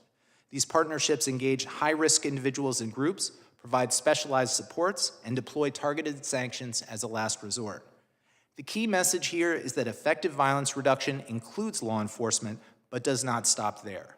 Cities must complement policing with strong community-based approaches, giving voice to the residents of neighborhoods that experience violence every day. I want to conclude with an observation about politics, along with a concrete proposal that puts politics aside. Our public conversation about criminal justice is polarized. Increasingly, it is all about tough policing and prosecution, or it is policing and prosecutors who are the problem. This us versus them framing is destructive because everything we know about reducing violence tells us that we need law enforcement, but we need community and other partners as well. The truth is, we can have safety and justice at the same time. We can reduce violence and promote change simultaneously. We have to reject these either-or choices and insist on both-and options, as the Council's Task Force on Policing did last year, bringing police and civil rights leaders together around a comprehensive set of reforms. Our cities need help, and they need it now. Congress should take the $5 billion for community violence intervention strategies in the Build Back Better Act, supplement it with $1 billion in support for highly focused, evidence-informed law enforcement strategies, and pass these measures immediately in a standalone bill. This nonpartisan proposal would be embraced by violence intervention organizations, law enforcement agencies, and the public at large. It would also signal a new era of cooperation around the crucial issue of public safety in America. Thank you. Mr. Abt, perfect. You have finished, and we thank you for your testimony. It's now my pleasure to yield 5 minutes and to have Mr. Garcia, Chief Garcia, recognized for 5 minutes. Thank you, Chairwoman Jackson Lee, Ranking Member Biggs, and distinguished members of the Subcommittee. Thank you for the opportunity to participate in today's hearing. I appear before you today as the Chief of Police in Dallas, Texas, and it is also my privilege to testify on behalf of the Major City Chiefs Association. The MCCA is a leader in national policy debates on policing reform. We have consistently called for an approach that is evidence-based, sustainable, and thoughtful, and remain steadfast in our commitment to help increase accountability and rebuild trust between law enforcement and the community we serve. Reform efforts cannot be nationalized. Local law enforcement needs to, what works in one city may not work in another. Police departments must have the flexibility to advance reforms that meet the unique needs of their community. We've taken several steps in Dallas PD to promote accountability and build trust with our community. Some of the things we've implemented are early warning systems to address troublesome behavior on the front end. We're also onboarding a use of force evaluation tool and platform that enables us to measure the effectiveness of training and policies, which will include a public-facing dashboard to promote transparency.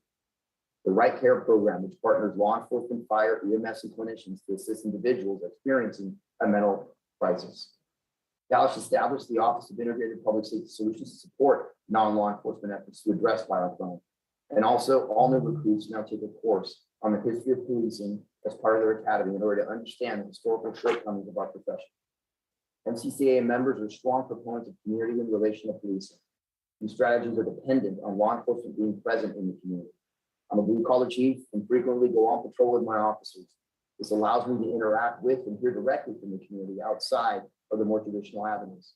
All stakeholders, including elected officials, must push back on calls to defund the police. I have yet to find a neighborhood impacted by violent crime in Dallas, regardless of language spoken, racial makeup, or socioeconomic status, that has ever asked me for less police. Defunding would have a disastrous consequence and hurt the communities most in need. We must appropriately balance reform with crime fighting efforts. The most recent MCCA violent crime report clearly shows that America is experiencing a violent crime wave. The current outlook in Dallas is not akin to other major cities. Violent crime in Dallas decreased in 2021. And this year to date, we have 300 and less victims of violent crime. This is not by chance. It's with the support, a plan, and the amazing work and sacrifices of the men and women of the DPD that this has been made possible.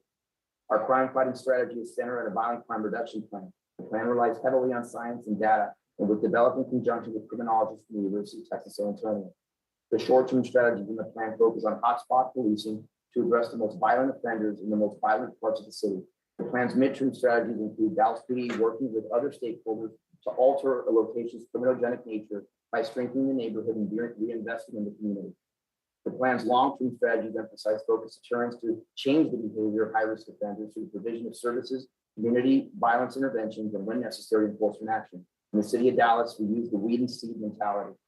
Although it has been necessary to involve my SWAT narcotics gangs and crisis response teams in certain areas of our city to reduce violent crime, Our community affairs teams are working equally as hard to ensure our neighborhoods don't only see us in moments of trauma. We recognize that a reduction in violent crime, which results in less community trust, is not success. To reduce crime, we also need help from our elected leaders. In Dallas, we're fortunate to have a strong and have unwavering support from our Mayor Eric Johnson, who's been an advocate for smart, data-driven policing strategies while also implementing community-based public safety solutions. I don't believe there's a mayor in America who is more supportive of law enforcement as Mayor Johnson, and that also means he understands that we can't ask or expect our police officers to do everything. Mayor Johnson created the Task Force on Safe Communities, which recommended proven strategies to remediate blight, improve lighting, and teach both children and adults to resolve conflicts before they turn violent. The Dallas City Council has supported the mayor's plan by allocating millions of dollars in funding to our budget to those programs. Using this layered approach, we have seen some of the most significant crime reductions in the neighborhoods where we're deploying both our violent crime reduction plan strategies and the mayor's Task Force on Safe Communities programs. For example, violent crime is currently down 50% in the city's most violent grids, and perhaps most remarkably, we're reducing crime in those areas while making fewer arrests. These community-centric efforts are and should be in addition to, not in lieu of, enforcement efforts. The strong relationship between Dallas City and our federal partners has also contributed to our success. Despite the rising crime, violent and chronic offenders continue to cycle through the criminal justice system, MCA members have found pursuing federal charges for violent criminals to be a successful strategy and powerful deterrent. To support these efforts, Congress must help build capacity of the U.S. Attorney's Office to support additional prosecutions as appropriate. The goal of reimagining public safety should be building safe and prosperous communities. The success we've achieved in Dallas demonstrates that this is possible when investments are made, police officers are supported, and stakeholders work together. I look forward to any questions the committee may have. The gentleman's time has expired. Thank you very much, Chief Garcia.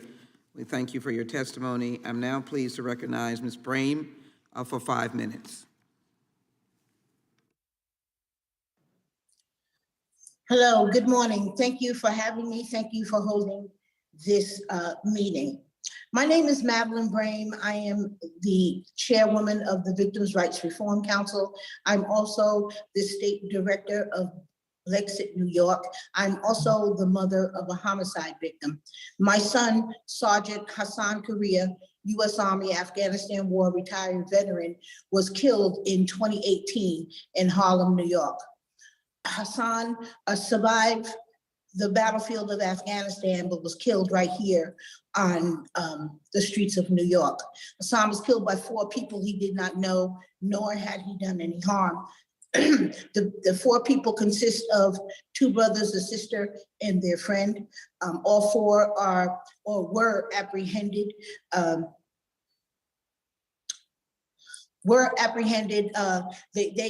are between the ages of 35 and 40 years old. The 3 men are currently still being held on Rikers Island, being held without bail, awaiting trial. The sister, the female, Mary Saunders, was being held on a $750,000 bail for 14 months up until a bail reform took effect in 2019 when a judge reduced Mary's bail to $12,000 because the judge stated that Mary had children and she needed to be home with her family. Also, the district attorney informed me that they felt sorry for her. Mary has been out on bail for over 2.5 years, coming and going as she pleases. She's home with her family, she works, she has no monitoring, no supervision, no ankle bracelet. There is nothing standing between me, my grandchildren, or the public to protect us or deter any type of anything that can possibly happen. This case is ongoing. It's been on the calendar in Manhattan Criminal Court for 4 years, and I've been faced with a lot of delays and trauma and torture and unanswered questions, trying to fight to get justice for my son. My son served this country. He deserves way better than what he is getting. This entire incident was captured on video. So there's no assumption of who these people are. And my grandchildren are afraid to even come to New York to visit me because they're afraid that the bad lady is going to kill them. No one should have to be subject to this. No one should have to live in a society where there's complete lawlessness. This bail reform in New York has decimated the Black and brown communities. It's like a runaway train that's crashing right into our communities, leaving a trail of dead bodies and victims in its wake. It's an atrocity, it's a disgrace, and it needs to be rolled back in its entirety, or at least allow judges to determine dangerousness of these people before they let them out.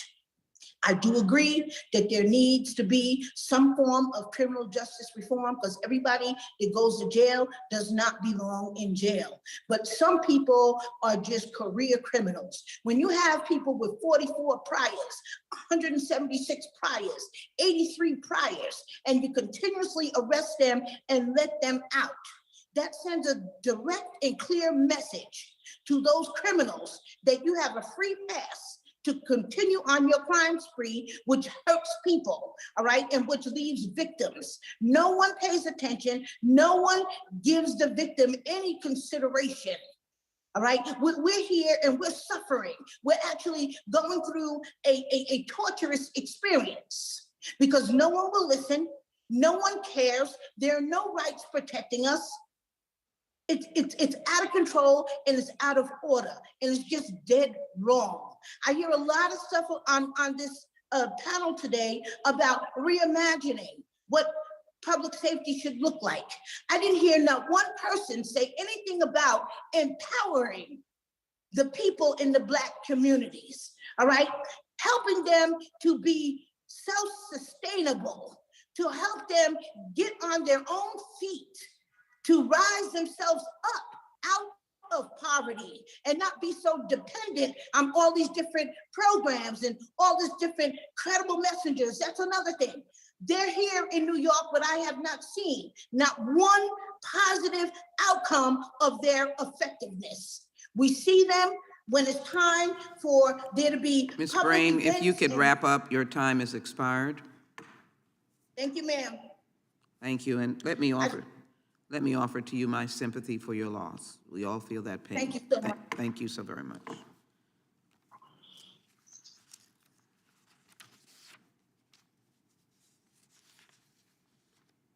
Let me now recognize Mr. Lehman for 5 minutes for his testimony before the committee. Thank you, Madam Chair, and thank you to the committee for the invitation to speak to you today about the future of American policing. While I am sure some of my fellow guests will call on you to redefine the role of the police in our society, I am here to challenge the idea that reimagination per se is good. My case is a simple one. Police are an effective means for controlling crime. Any significant reduction in their number or responsibilities would come at substantial loss to public safety. Crime imposes enormous costs on our society. According to one recent estimate, crime produced monetary and quality of life losses equivalent to $2.6 trillion in 2017 alone. This is before the dramatic increase in certain offenses over the past 2 years, including an unprecedented 25% spike in homicide. Crime has significant long-term costs. One study estimates that victimization leads to losses of up to 13% of earnings as much as 4 years after the fact. These costs are borne disproportionately by our most disadvantaged citizens. In 2020, for example, the Black homicide rate was 10 times the white homicide rate. To reimagine policing in practice means reducing the number of police officers or reallocating their responsibilities to other government agencies. But I sincerely doubt that we can make such changes without increasing crime's already exorbitant cost. First, police are among the most effective tools for crime control. Decades of research supports the proposition that hiring more officers, deploying more officers in a given area, and investing more in investigations causally reduces crime. One widely cited estimate finds that for each dollar spent on policing, society reaps $1.63 in social savings from crime prevented. Second, armed officers are needed for the risks of police work. Advocates of reimagination expect to send police to only the most dangerous calls. But in a country with 400 million guns, predicting danger in advance is a real challenge. In Philadelphia, for example, dispatchers routinely misassign mental health calls as crimes and crimes as mental health calls. In 2019, 15 officers were killed and thousands assaulted during routine activities like traffic stops or handling mentally ill individuals. Recent deaths of social workers sent into such situations highlight the dangers of even mundane policing. Third, it is more efficient to concentrate responsibility for public order in a single agency rather than unbundling across many agencies. Divvying up police duties among smaller groups of social workers, violence interrupters, and other civilian employees inevitably leads to excess demand for some agencies and slack capacity in others. Centralizing responsibilities preserves a more responsive civil service, key to both controlling crime and engaging the public. In contrast to the proven effectiveness of police, proposals to reimagine policing are generally either misguided, lacking in evidentiary support, or just only a small fraction of what police do. The most popular reimagination is the replacement of police with community violence interruption, a strategy which, as President Biden put in the State of the Union address, involves trusted messengers breaking the cycle of violence and trauma and giving young people hope. Yet violence interruption programs routinely show mixed efficacy, reducing only some measures of violence in some areas and even sometimes resulting in increases in violence. As Texas A&M University crime-focused economist Jennifer Doliak put it, the evidence on the strategy is extremely weak. We basically have no idea if it works, but even the correlational studies aren't consistently finding beneficial effects, which should give us pause. Another popular idea is to shift mental health and homelessness-related calls to a separate civilian agency. Model implementation, like Eugene, Oregon's COOTS program, have existed for a long time, but they do not, in fact, pick up much police work. Only 5 to 8% of Eugene calls for police service are fully diverted to COOTS, and the agency spends most of its time on welfare checks and transport. An average of 3% of 911 calls to police across 9 major cities are for mental or medical illness. Lastly, many insist that municipal dollars spent on policing would be better spent on housing, education, or social services. This argument depends invariably on misleading estimates of the true level of police funding. Across all levels of government, police account for less than 3% of spending, a relatively small sum that would not obviously yield greater returns if diverted to other budget functions. This is not to say that there are no non-police interventions that can reduce crime. There is great promise in approaches that reduce public disorder, including greening public spaces, clearing vacant lots, and increasing street lighting. But these interventions, as with any that works by facilitating community self-policing, are backstopped by strong and effective law enforcement. It is good to better equip, better train, and better oversee our police officers, but we should never imagine that we can dramatically reduce their footprint or replace them entirely. To reimagine policing invariably means a new wave of crime, a wave that will crush our worst off citizens for decades to come. Thank you for your consideration, and I look forward to your questions. Thank you, Mr. Lehman, for your testimony. Your time having expired. We now recognize Ms. Dewberry for 5 minutes. Thank you, Chairwoman Lee, Ranking Member Biggs, and members of the subcommittee, and also to Ms. Brame. As a mother of Black children myself, my heart breaks for the loss of you and your family. Over the past 2 years, some communities, including Durham, North Carolina, where I am the elected district attorney, have seen a perfect storm of challenges contribute to a devastating rise in violence. A once-in-a-lifetime pandemic has disrupted support systems and strained institutions and organizations that respond to and try to prevent violence. 2020 saw the largest single-year increase in poverty ever recorded in the U.S. Increases in poverty are closely linked to increases in crime, as stress and desperation make people more likely to see crime as their best or only option. At the same time, Americans purchased guns in record numbers, more than 40 million over the last 2 years, worsening this country's existing gun epidemic. In 2020, newly purchased firearms were used in more crimes than usual, yet many states have embraced policies that ease access to and regulation of guns. We have also seen eroded trust and confidence in the criminal legal system, particularly between law enforcement and people of color, who are more likely to be killed by police, subjected to low-level arrests that provide no public safety benefit, and at the same time, see so many violent crimes in their own neighborhoods go unsolved. When trust is fractured, victims and witnesses are less likely to report crimes or participate in investigations, making communities less safe. As a prosecutor, I am responsible for pursuing justice, and I care about the safety of my community where I live and my children go to school, just as much as anyone else in law enforcement. We can achieve safety through common sense, evidence-based reforms. We have to stop pretending reform is the real threat to public safety and recognize how over-reliance on prosecution and incarceration may make us less safe. We do not need to choose between reform and public safety. Those two objectives are inherently linked. The United States incarceration rate is second to none. We spend around $115 billion a year on policing. If more incarceration equaled less crime, we'd be the safest country in the world. While prison is warranted in individual serious cases, there is little evidence that prison reduces recidivism and at least some evidence that incarceration makes individuals and communities more prone to crime, among a range of other harms for residents. Meanwhile, evidence is mounting that prosecuting and incarcerating fewer people is in line with public safety.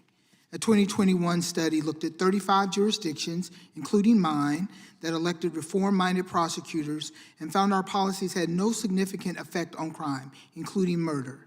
Reforms studied included reducing cash bail or pretrial detention, declining to prosecute certain low-level offenses, and diverting people who need treatment out of court. Another recent study of the Suffolk County District Attorney's Office found that not prosecuting certain individuals for nonviolent misdemeanors reduced their likelihood of being charged with future offenses within 2 years by 64%. Like many communities, Durham saw an increase in homicides last year, even as most other types of crime and overall violent crime were down. There is no evidence that the rise in homicides and gun violence in communities across the nation is a result of criminal legal system reforms. I do not say this to trivialize the recent increase in violence, but rather to underscore how pervasive, tragic, and unacceptable it is, and how badly we need better solutions. In 2020, cities with higher poverty and unemployment rates experienced greater increases in crime, suggesting much of the increase was due to economic stress and inequality rather than reform. Both cities that rejected and pursued reforms saw similar increases in homicides and violent crimes. Blaming reform-minded prosecutors for increases in violent crime is misguided and misinformed. Many of my peers and I have structured our offices and policies entirely around more effective prosecution of violent offenses.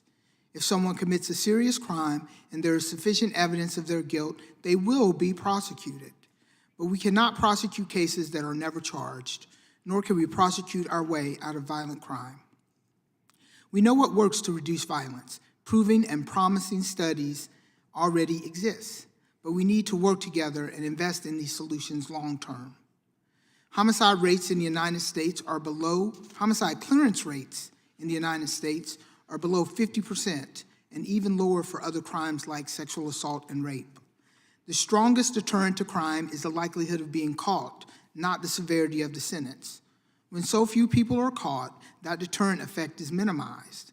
We must work alongside law enforcement and invest in solving and prosecuting serious cases. Meanwhile, we should divert and deflect cases that do not impact public safety. We need to address the proliferation of guns through effective policies and impose waiting periods and increase training and limit access to guns for young people. Thank you. Thank you very much, Mr. DeBerg. Your time has expired. We now recognize, and thank you for your testimony. We now recognize Ms. Richardson for 5 minutes. Chairwoman Jackson Lee, Ranking Member Biggs, Chairman Nadler, Ranking Member Jordan, and the members of this committee, thank you for the opportunity to testify today on reimagining public safety in the COVID-19 era. My name is Jerica Richardson, and I join you in my capacity as the Senior Vice President for Equitable Justice and Strategic Initiatives at the National Urban League, where I lead the organization's advocacy and strategic work on civic engagement, police reform, criminal justice reform, and other justice-related areas. I bring you greetings on behalf of our President and CEO, Mark H. Morial. Today, I come before you as a former journalist, reporting the stories of communities and families affected by the criminal justice system, as a former senior spokesperson for the U.S. Attorney's Office in the Southern District of New York, as a former chief of staff for the Office of the Counsel to the Mayor of the City of New York, and as the former Deputy Executive Director and Senior Advisor and Secretary to the New York City Civilian Complaint Review Board, the nation's largest independent police oversight agency. I have witnessed the testimony of people on the ground, as well as the law enforcement community, municipal executives, and those entrusted with executing the law in pursuit of a just society. And now, as a member of a historic legacy civil rights organization, I have the opportunity to advocate for the pressing issues we face today. Founded in 1910, the National Urban League has long worked to lift barriers to opportunity for Black people and people of color in this country, and find solutions to keep our communities safe by advocating for a more just criminal legal system.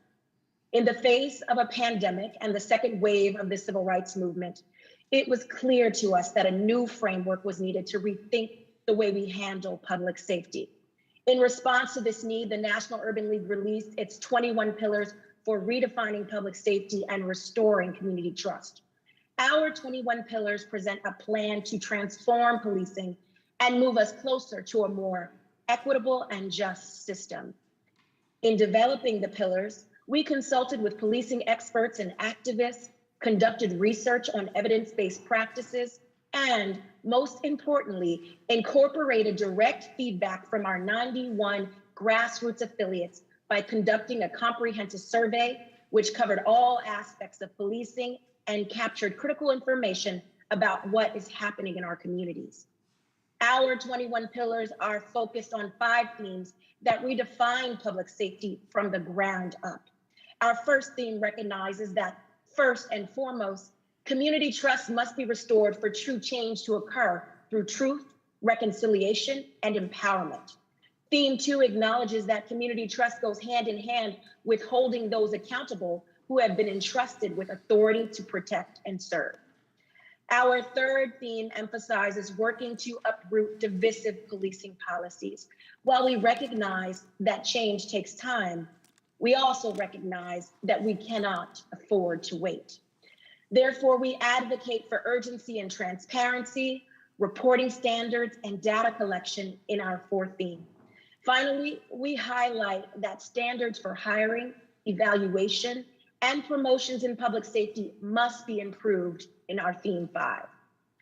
Our nation is now facing a critical moment when political divisiveness has stalled the conversion of the social justice activism of 2020 to legislative and policy change.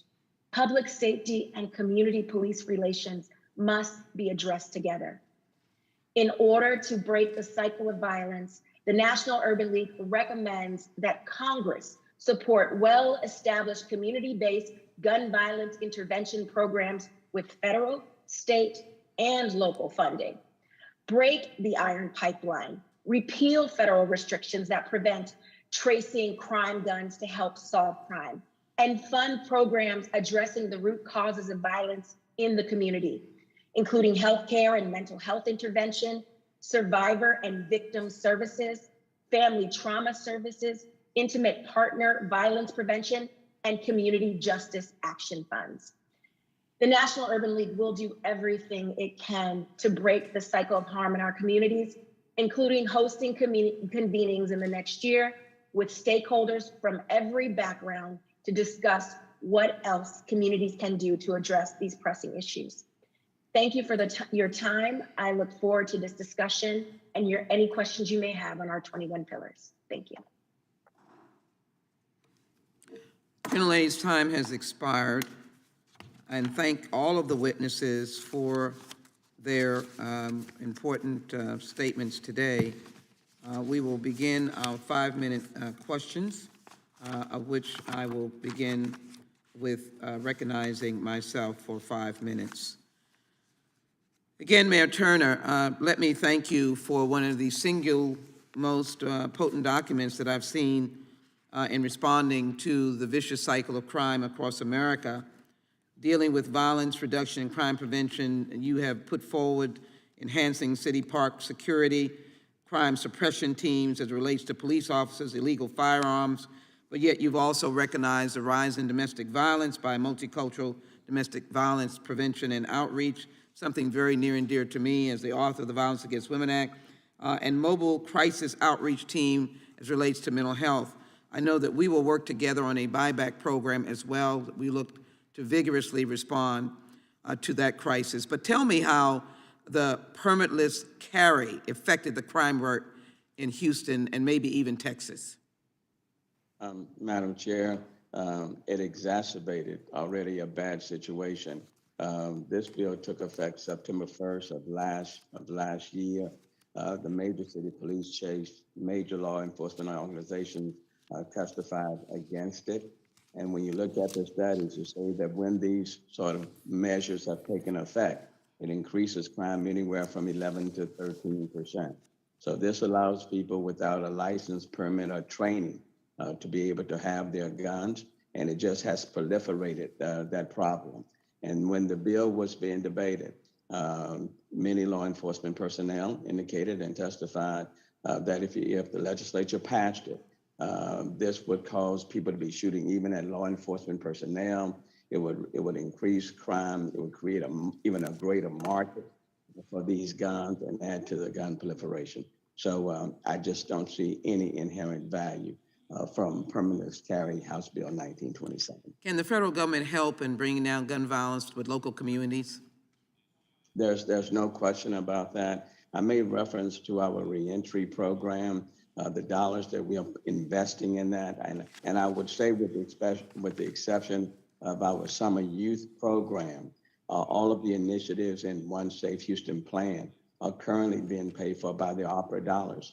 $45 million in the American Rescue dollars are being used to put forth this plan. So, but for those dollars, we would not be able to engage in this comprehensive holistic approach. But the reentry program has reduced recidivism in the city of Houston down to 4%. So we need to expand that. That compares to the state average of a little more than 20%. And then technology. City of Houston is 640 square miles. Chicago is 275 square miles. So even with more police, we can't cover the geographical area effectively without the utilization of more technology. So even additional funding, additional grants in that space would be a tremendous help. I just have a short moment. I just want to get a yes or no. Did the pandemic have an impact, in your impression, of the rise in violent crime? Yes, without question. Thank you very much, Mayor. Madam Dewberry, let me thank you again for your service. I have a question because I believe that justice is judges, the district attorney, policing, and it seems my friends on the other side have misconstrued the idea of defund to mean to eliminate the presence of police as opposed to the creative policing of adding in so many different elements to stop crime. But in particular, I want to refer to the Ahmaud Arbery case, which is not your case, but I want to express or have you express the role of a district attorney. That case was derailed because of the inaction of a district attorney in one, standing for justice, as well as holding officers accountable when necessary, not being against police officers, and in this instance, it wasn't police officers, but it was people acting under color of law. What is the importance of ensuring that your office prosecutes the cases that address the human dignity and civil rights of individuals as it relates to crime issues or the accountability of policing? Madam District Attorney. Thank you for that question. I think it goes to this question, who will watch the watchers? District attorneys are there to make sure that everybody in our community is safe, and it is important that as an elected official, I am responsible to my community when there are rogue actors and to bring those rogue actors to justice. So it is really important that the district attorney not just work cooperatively with law enforcement to keep our community safe, but also to keep our community safe when there are bad actors. And so to not do it breaches the trust in the community, I believe. Absolutely. Thank you both. Thank you, Mayor Turner, for your testimony, response to my questions. And now I recognize you, Mr. Biggs, for 5 minutes. Thank you, Madam Chair. Ms. Brame, thank you for being here today.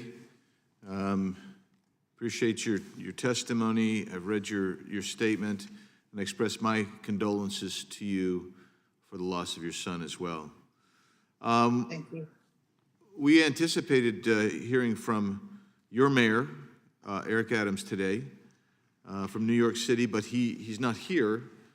And So I wanted to ask you, if he were here, what would you tell him, recognizing that very little has been said about victims today, victims of crime, whatever.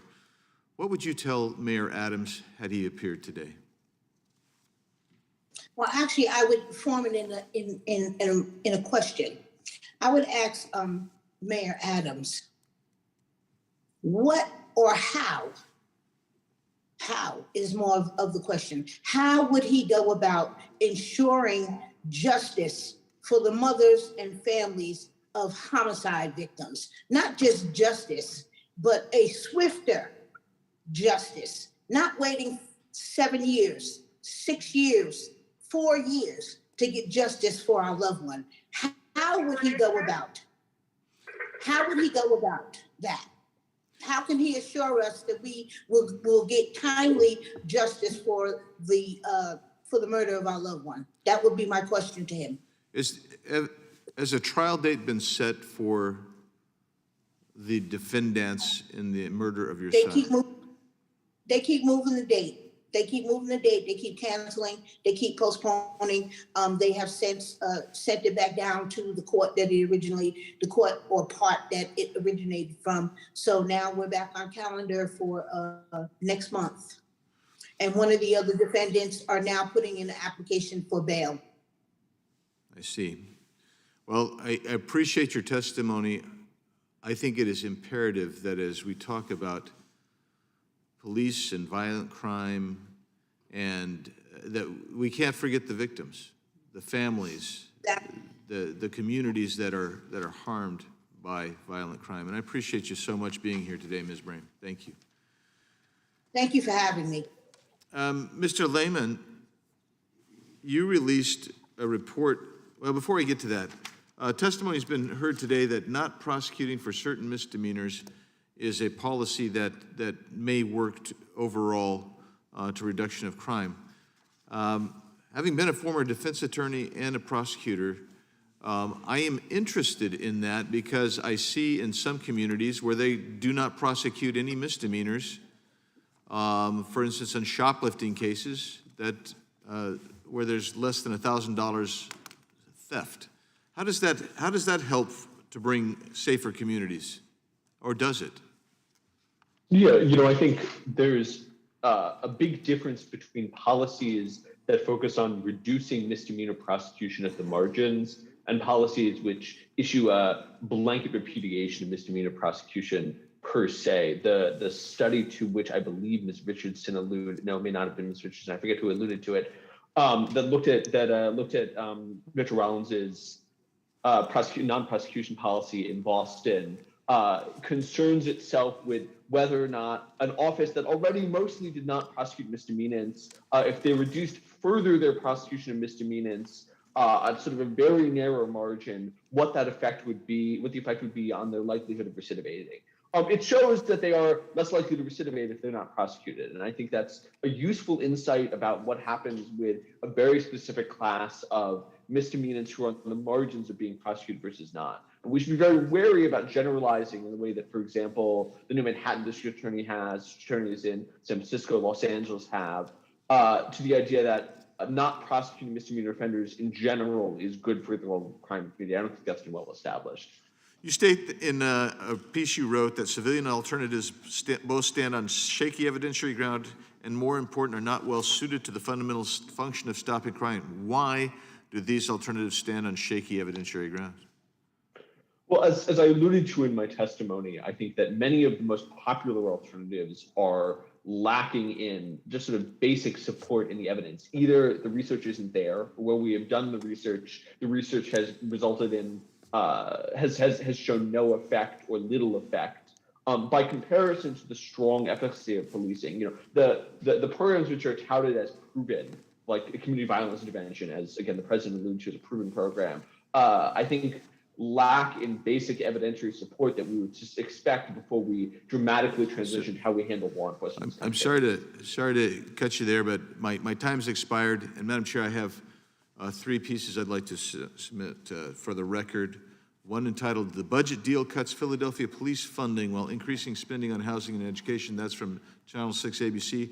One is the Budget Office, City of Philadelphia, indicating their police budget, and one is entitled, this is from VPM, an NPR station that is titled, PolitiFact, no Republicans didn't vote to defund the police. Let me, the first one, would you reread that? I'm sorry, yes. This is it's a story from Channel 6 ABC in Philadelphia that says, budget deal cuts Philadelphia police funding while increasing spending on housing and education. Well, I am,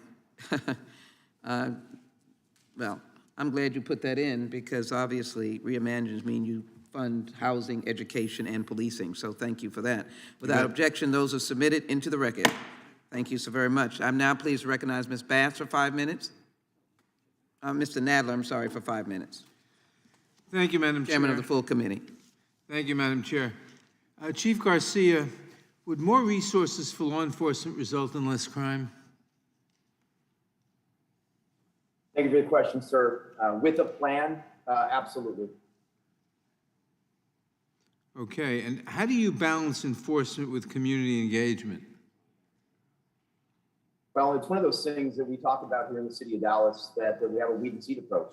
And basically what that means to us is that taking the criminal element off the street and those that are preying in our communities, while at the same time building community trust are not mutually exclusive terms. And as necessary as it is for my SWAT teams, narcotics teams, crisis response teams, gang units to be in our areas of high violent crime, my community affairs division is working just as hard to ensure our neighborhoods don't always just see it in a moment of trauma. And those two have to be balanced. Both of those things are absolutely necessary. Both of them are in addition to and not in lieu of each other. And can you explain how you use data to inform your strategies to address violent crime?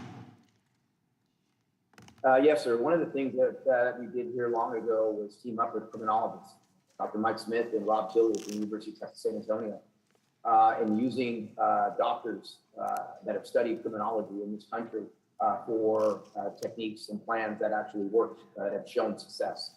We want to be data-driven, and utilizing that has been incredibly important. Obviously, as I alluded to earlier in my statement, having support from our city leaders is absolutely crucial. And one thing that I didn't highlight is the morale of the department. Let's face it, in the last couple of years, the men and women, the honorable men and women that serve this country and serve the communities have seen vilified, and morale has been down in a lot of departments. And that's not something we talk about very often, but human beings with low morale disengage at a time when we need to engage even more. And so we've worked hard on that here. I believe other chiefs need to work equally as hard to ensure that's accomplished. And then being able to utilize the area we're in, as was also mentioned earlier, a small percentage of people and a small percentage of locations responsible for a large amount of crime. That's what we're concentrating on. And by reducing the violent crime in those areas has helped reduce violent crime in the city overall. And that's been part of the reason that we were able to establish what we established. Thank you. Mr. Abt, would you like to comment on Mr. Lehman's testimony?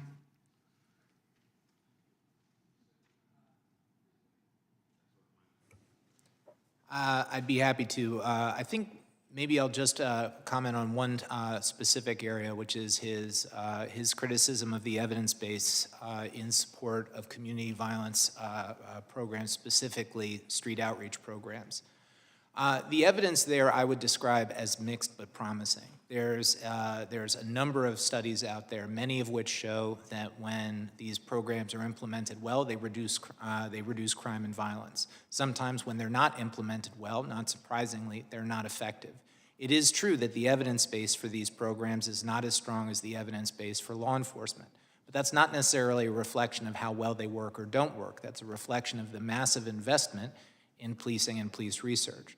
I think the key here is that we shouldn't be talking about defunding police. We should be talking about funding these community violence interventions and to give them more support. I don't think you need to raid police budgets in order to do that.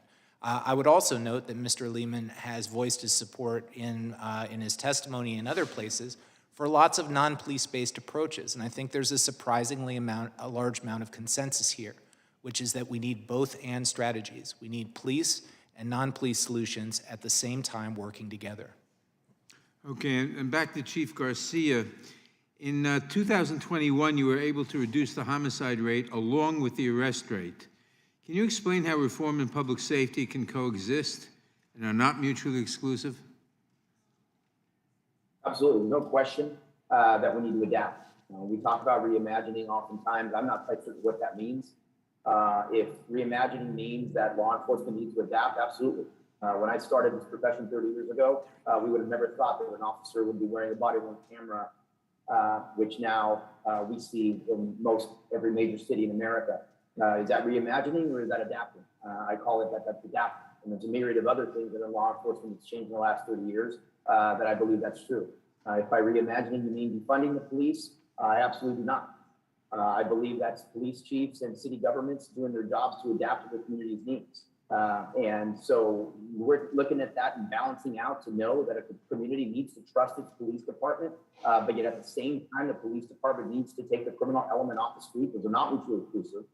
And you need to work just as hard on both areas to make sure that we're doing our best to work with our communities, building trust, and working with our city government to ensure that we're reinvesting in communities that have been ignored for far too long. I don't think anyone's arguing, and I think those are some ways that we can work on those two areas. Thank you very much. My time has expired. I yield back. Now, Mr. Chabot, you're recognized for 5 minutes. Thank you, Madam Chairman. Mr. Lehman, or is it Lehman? Could you pronounce that last name for me, please? Lehman, thank you. It is Lehman. Okay, thank you. Mr. Lehman, thank I you. noted that you were, I think, chomping at the bit there to respond to Mr. Apt when he was making some comments. Could you go ahead and I'll give you the time here to comment?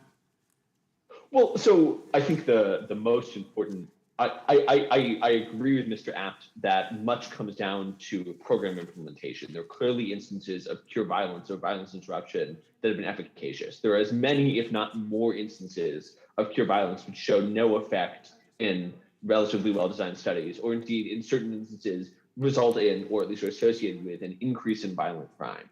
That said, I do not think this is merely a matter of money. It is a matter of program complexity. The idea that trusted sources can go into a community and intercede in longstanding or very hot gang feuds assumes a great deal of efficacy on the part of these unarmed civil servants. It's a very hard thing to do, to talk people out of the cycle of violence, to actively bring them into that process. And so when we are asked to lean more heavily on community violence interruption as a tool, what we are saying is really take something that is more complex and which the inherent complexity of means it will be on average less efficacious, and use that. I don't think Mr. Apt says we should use it instead, but many people say we should use it instead of, frankly, the more straightforward approach of putting cops on blocks that deter crime. So that's my immediate response. Thank you very much. Mr. Lehman, in your statement, you had a number of, I thought, very good points. So I'm going to give you an opportunity to just briefly expound upon a couple of them. One thing that you said was, and they're calling this thing reimagining police, so we'll use their term.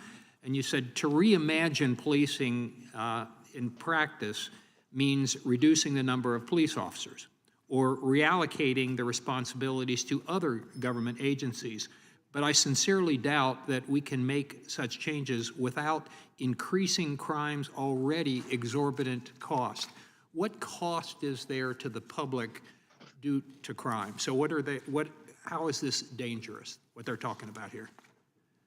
Yeah, absolutely. I allude to estimates that peg the total cost of crime in 2017 alone at about $2.6 trillion. There are higher estimates that are based on willingness to pay surveys. And those costs are distributed over a number of different categories: damage to property, loss of life, loss of health or well-being, deprivation of quality of life.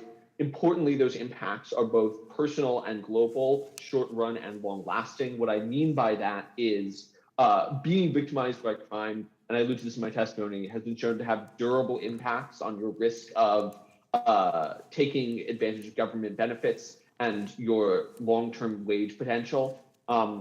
Being victimized by crime harms children's test scores if they're in the vicinity of crime victimization.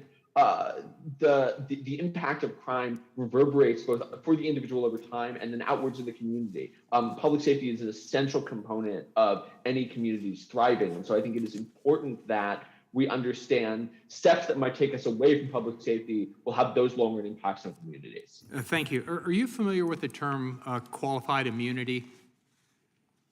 Yes. Okay, let me ask you about that real quickly. This is one of the Democrats' great ideas on this committee and in Congress to take away police qualified immunity. Essentially what that says is this. We all know that law enforcement officers, because of the nature of their job, sometimes come in physical confrontation with people. You may have a drunk driver. There's the potential for there to be some sort of physical involvement there. A domestic violence case, when they go to a home to break up, someone who may be violent with their spouse. There's all kinds of opportunities. Now, as long as the police under current law are following the way they were trained, they're not violating someone's civil rights, that sort of thing, they're immune from being personally sued. What the Democrats want to do is allow law enforcement officers to be sued personally for any types of engagements with the public. That would mean that the police officers' kids' college funds, the equity in their home, their pension, could all be at risk from a bunch of greedy lawyers. Does that seem like a good idea to you? Just briefly with the remaining time, I think that often qualified immunity's impact is overstated on both sides. Its use is overstated. That said, increasing the transaction costs of policing, increasing the risk to which officers are exposed will necessarily lower their willingness to engage in the work of policing. And so therefore, I am concerned about exposing them to personal liability, or more frequently exposing the departments in their cities to dealing with the costs of that liability, which are driven from insurance rates and harmful to them in the long run. Madam Chair, my time's expired, and I yield back. I appreciate the discourse that the gentleman had on qualified immunity, but let me be very clear, it is a misinterpretation of that we are promoting in our reasonable response to holding law enforcement accountable while also building police-community relationships. So I thank you very much for Madam Chair, whose time are you using when you comment on mine?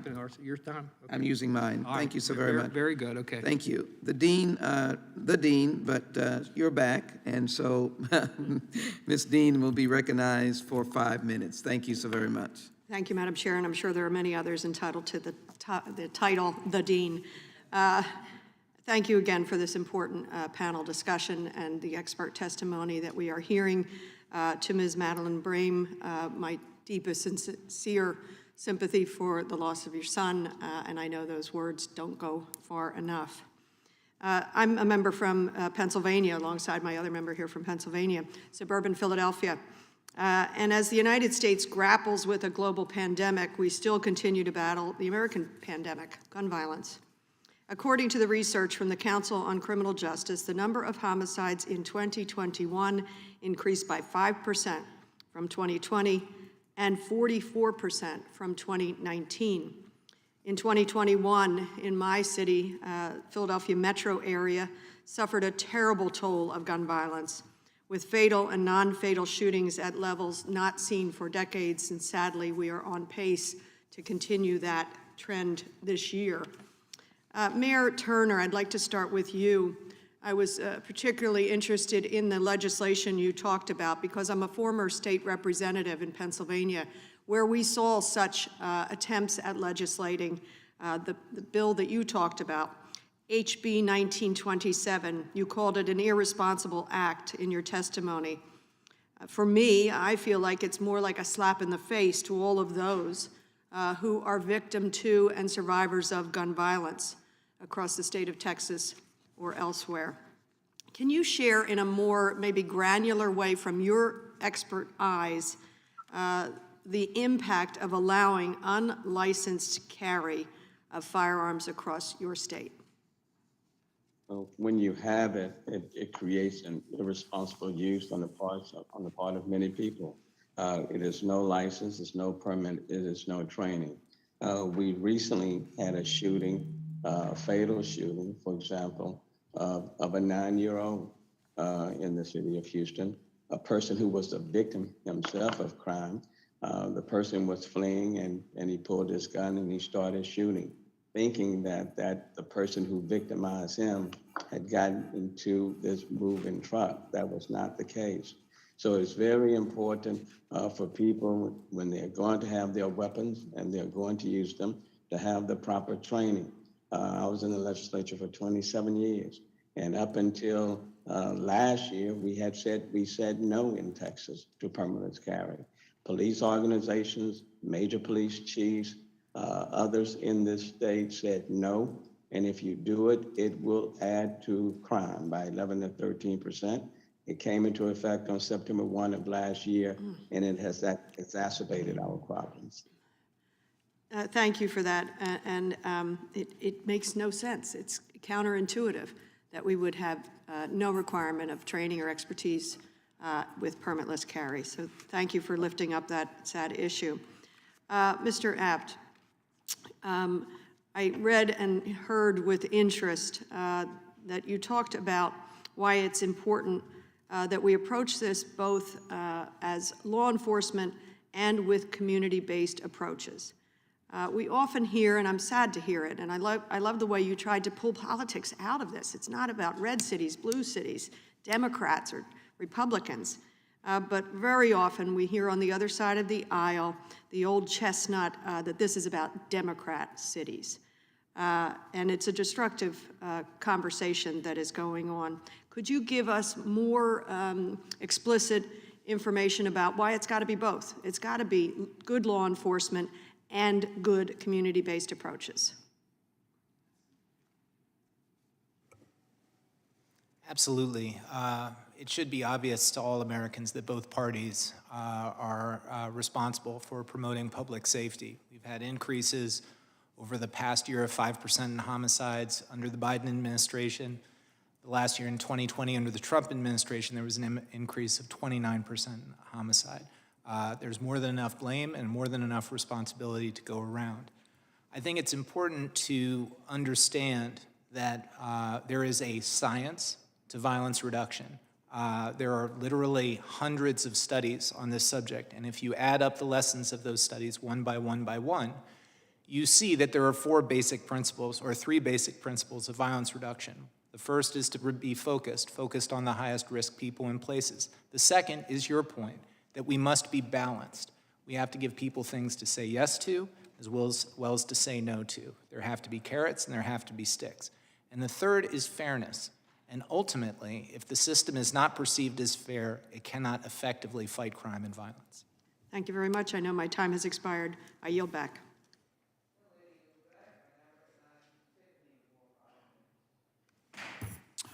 Thank you, Madam Chair. Ms. Brame, I have a question for you in regards to, if you bear with me just a second, I am going to pull up. Hey. Ms. Brame, in 2007, the district attorney for Milwaukee County, who is still there, said, and this is a direct quote from him, "Is there going to be an individual I divert or I put into a treatment program who's going to go out and kill somebody? You bet. Guaranteed. It's guaranteed to happen. It does not invalidate the overall approach." Have you heard that kind of talk from prosecutors in your city? Actually, I haven't heard any talk of treatment from prosecutors in New York. I haven't heard any talk of it. That's something that I would, go ahead. Have you had experience where a prosecutor has not prosecuted someone who should be? Yes. So you have seen someone being weak on crime by not prosecuting a heinous crime, is that correct? Yes, and also judge. Thank you. Mayor Turner, you said COVID contributed to crime in your city. Is that accurate? That is correct. Were Houston schools shut down for a period of time? Houston schools were closed for a period of time, and then we strongly encouraged them to reopen. Yes. How long ago did they reopen? Do you know, Mayor? They were open all the way through 21 in this academic year. And we strongly encourage all of our school districts to remain open. So they were closed the 2020, 2021 school year? In the 2021 period, they closed down, starting, I think, right around April of 2020, and remained closed through the remaining of that school year. And then in the following school year, they did open up. Yeah, the devastation that has happened as a result of closing schools has just been awful. And we knew better by April of 2020 that that should not happen. Mr. Lehman, are police in retreat? Is there an impact of police being in retreat, which I think they are?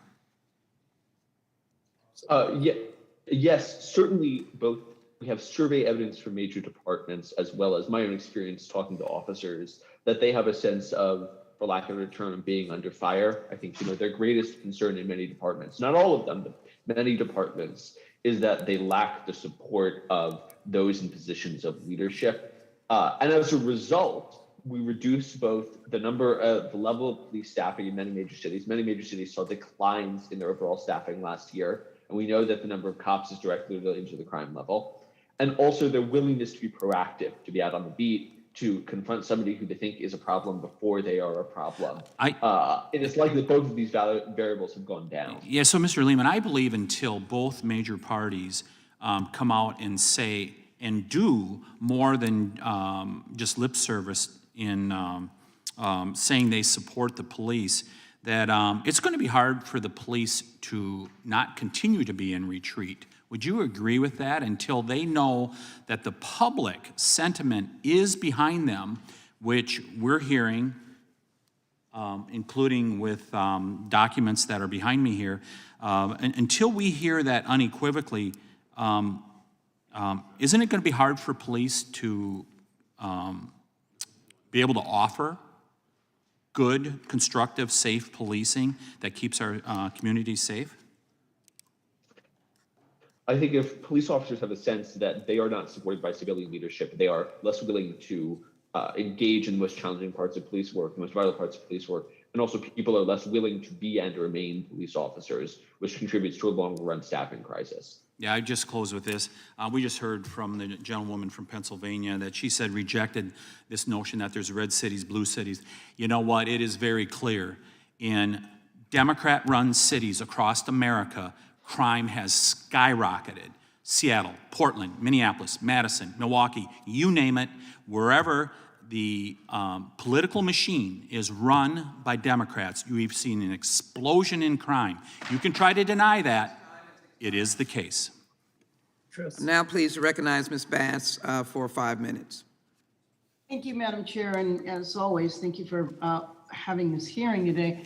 I wanted to ask Ms. DeBerry if she would talk about cities where crime has increased, where there has been reform, and cities where crime has increased, where there has not been reform. I also would like to ask Ms. Richardson the same thing. Is there a big difference is what I'm looking for? Cities that have had reforms, do they have an explosion in crimes, and cities that do not? Has crime gone down? Yes, Ms. Bass, we've seen no difference in cities that have reform or don't have reform, in cities that are in places that are rural or urban. In North Carolina, we have 100 counties. There's been an increase in violence across all 100 counties, irrespective of whether there are criminal legal reforms in process or not. So if the reforms, then if there's no evidence for reforms leading to an increase in crime, what's the reason then that crime has increased in both areas? Well, I think The pandemic itself has cut off resources to people who are the most vulnerable in our community. We know that poverty drives violence, and we've seen since 2022 the largest increase in poverty in history. We also have seen an explosion in gun sales, and that legal guns are now used in many crimes. And I think also as a prosecutor, we see fewer people willing to come forward and talk about what is happening in their communities out of fear of retaliation. Thank you. Ms. Richardson? I would agree with that assessment, and thank you for the question.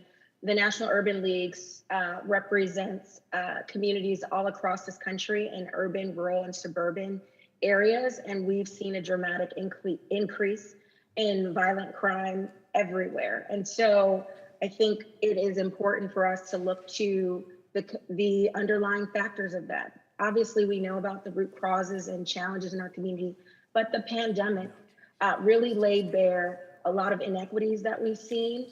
It resulted in job insecurity and instability. It reflected in more homelessness and housing issues, as well as mental health and trauma. And I would argue that we're not just seeing those in the community generally, but we're also seeing those issues in law enforcement as well. And so I think it's critically important that we focus on addressing these root causes and putting more funding and resources into social services. Thank you.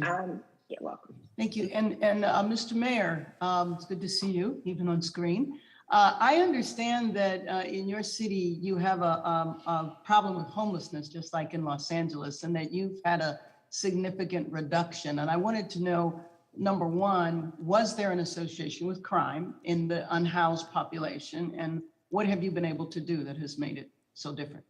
And the answer is yes. And we have reduced homelessness by about 55 to 57%. And even in the last year, we've reduced. Can you come to Los Angeles? So, but it is a coalition. It's a network of 100 different groups, organizations that have a coalition of the homeless that have come together. And Houston and Harris County have placed unprecedented funding on reducing it. And it's not just about providing a housing unit, but wraparound supportive services. So that program is working well. Was there an association in the unhoused population and criminal activity? There was. Have you been able to reduce that as well? And the answer is yes. And it's also a part of our crisis intervention, where the focus is on addressing the homeless situation as well as mental behavioral health issues, because that also runs rampant within this particular community. Did you increase your arrest rate and increase the number of officers? Did that contribute to that reduction as well? Congresswoman Bass, we have instituted police reforms. We have increased the police budget in 2020 as well as in 2021. And at the same time, we have seen rising crime. So we have never defunded. In fact, in June of 2020, we increased our police budget by 13%, and we also instituted the reforms. What we are seeing is a huge criminal case backlog, because during Hurricane Harvey, many of our courts were taken offline. And then, of course, during COVID, many of our courts were taken offline. And now we are seeing a proliferation of guns all over the place. And when you add all of those elements in, even with increasing the police budget, crime is going. So gun reform would be helpful then, huh? Absolutely, no question. Thank you. Thank you. Young lady's time has expired. Now my pleasure to yield 5 minutes to the gentleman, Mr. Massey. Thank you, Madam Chairwoman.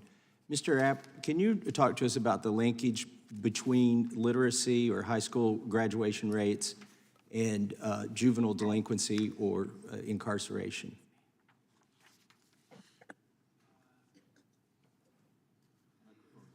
Microphone.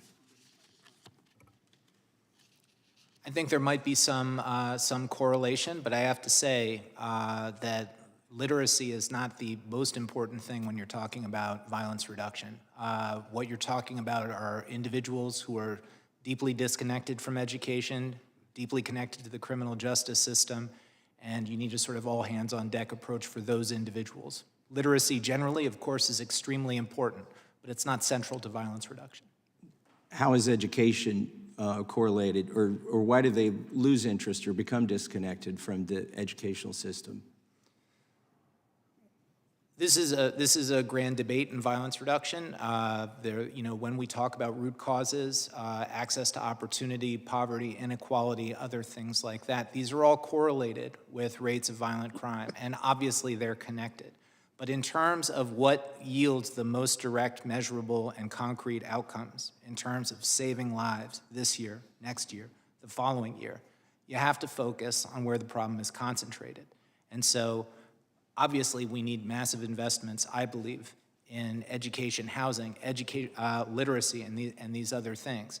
But they're not a substitute for the immediate interventions that we need right now. Thank you. Mr. Lehman, can you speak to this topic? And is it just a correlation, or is there causation between lack of literacy or lack of high school diplomas, graduation, tied to incarceration rates or juvenile delinquency?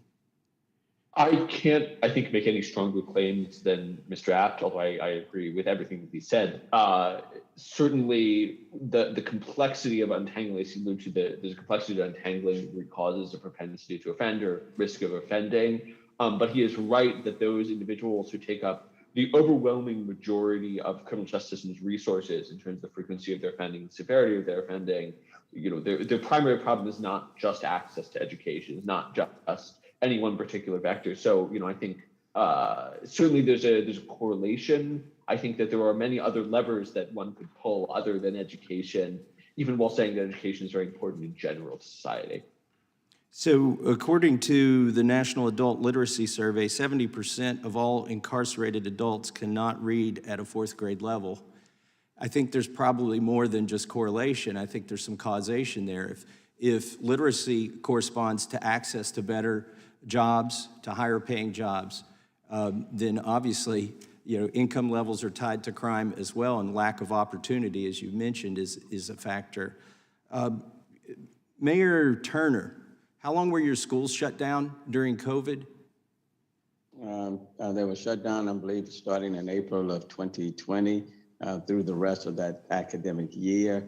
And I think in the following academic year, they reopened. We encouraged them all to reopen. Do you think the lack of educational opportunity, or the number of people who sort of tuned out, maybe at the high school senior level or maybe at the 3rd grade level, is going to have any effect on crime in your city?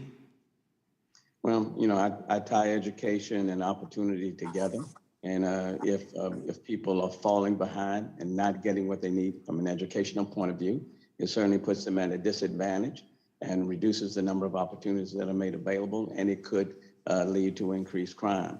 I think the more people that receive the education, the better they will be, and I do think it is one of the deterrents to crime.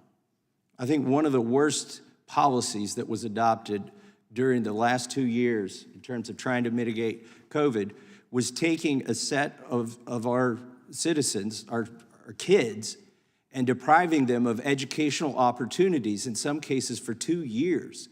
This is going to have a long tail. This will affect crime. This is going to create a pandemic of lack of opportunity, because these kids, a lot of them have dropped out. They're not going to be literate. They're going to be behind in every category, not just literacy, but basic math, basic civics. And I think it's a tragedy. And I think the people who caused this need to be called to answer, and they need to own up for what they've created and their contribution to crime in this country by depriving our kids of an education. I yield back. Sure.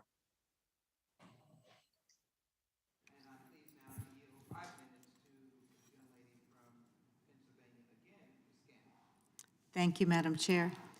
Mr. Abt, you mentioned in your testimony that ATF data indicates that gun sales have soared during the pandemic, and for thousands of guns sold in 2020, the time to crime was 6 months or less. Can you explain what that means?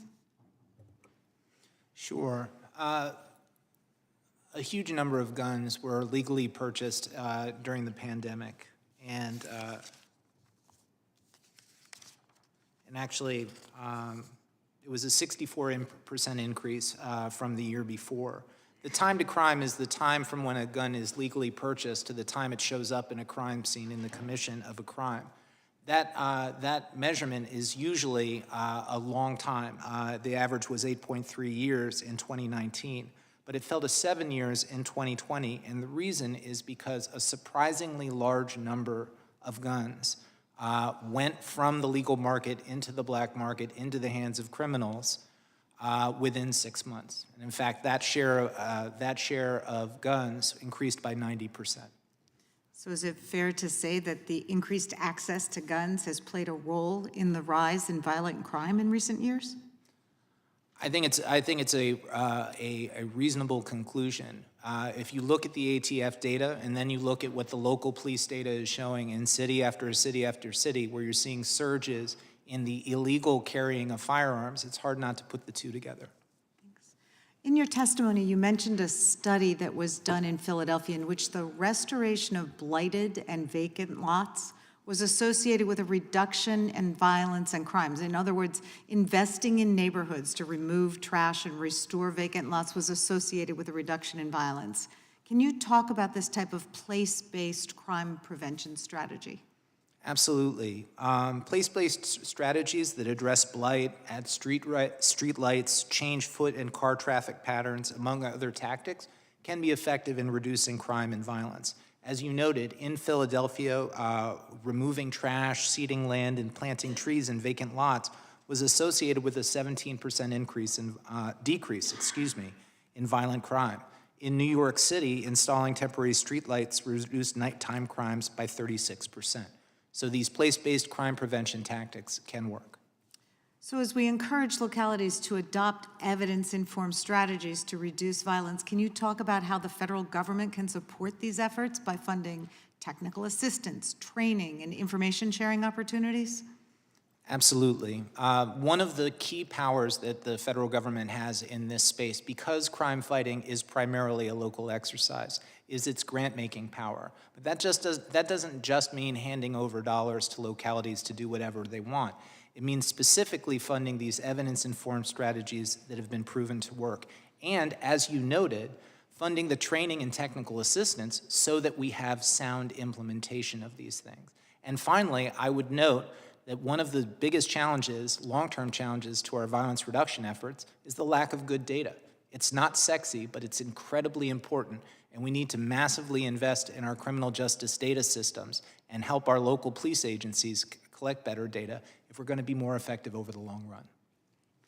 In the remaining time, your testimony mentioned that overheated political rhetoric has presented the public with a false choice between absolutes, that it's Black Lives Matter versus Blue Lives Matter, that one has to choose between responsible community law enforcement and chaos. But most Americans know that's a false choice. They know it from their own common sense and personal experience, that effective violence reduction efforts require law enforcement and working with community partners to make sure we have safety and justice for everyone. Can you talk about how this divisive rhetoric, pitting Americans against each other rather than looking for solutions, hurts efforts to reduce violence? Sure. You can look to the research, which shows that there's a number of quote-unquote soft-on-crime interventions that are effective. You can look at the evidence that shows that a number of targeted but tough interventions are also effective. You can look at the fact that there is no city in the United States that has either arrested its way out of violence or simply programmed its way out of violence. Or you can just look to the experience of law enforcement practitioners all over the country, like myself. I have never been involved in an anti-crime effort that was successful that didn't have strong collaboration. It never happens. And we need to promote at the national level a collaborative atmosphere so that we can actually let the people on the ground work across silos and get the job done. Thank you. My time has expired. I yield back. Has expired. I'm now recognizing Mr. Jordan for 5 minutes. Thank you, Madam Chair. The previous, our colleague just talked about overheated political rhetoric. I would say the most overheated political rhetoric in this area has been defund the police, that slogan. That's certainly not coming from our side of the aisle. Mr. Lehman, let me just ask you, let me just ask you this. This is where I was with my opening statement earlier. Just common sense things. When you defund the police, should you be surprised when you get more crime? Broadly speaking, no. I would expect a reduction in police funding to result in, or be associated with an increase in crime. Yeah, I think every American's there. When you don't prosecute bad guys, should you be surprised when you get more crime? Depending on the definition of bad guy, no. Certainly, I think there are margins on which we could prosecute less, and there are margins on which we should probably prosecute more. But particularly with the heinous, serious, or repeat offenders, if you decline to prosecute them, you should expect them to continue to do what they've been doing.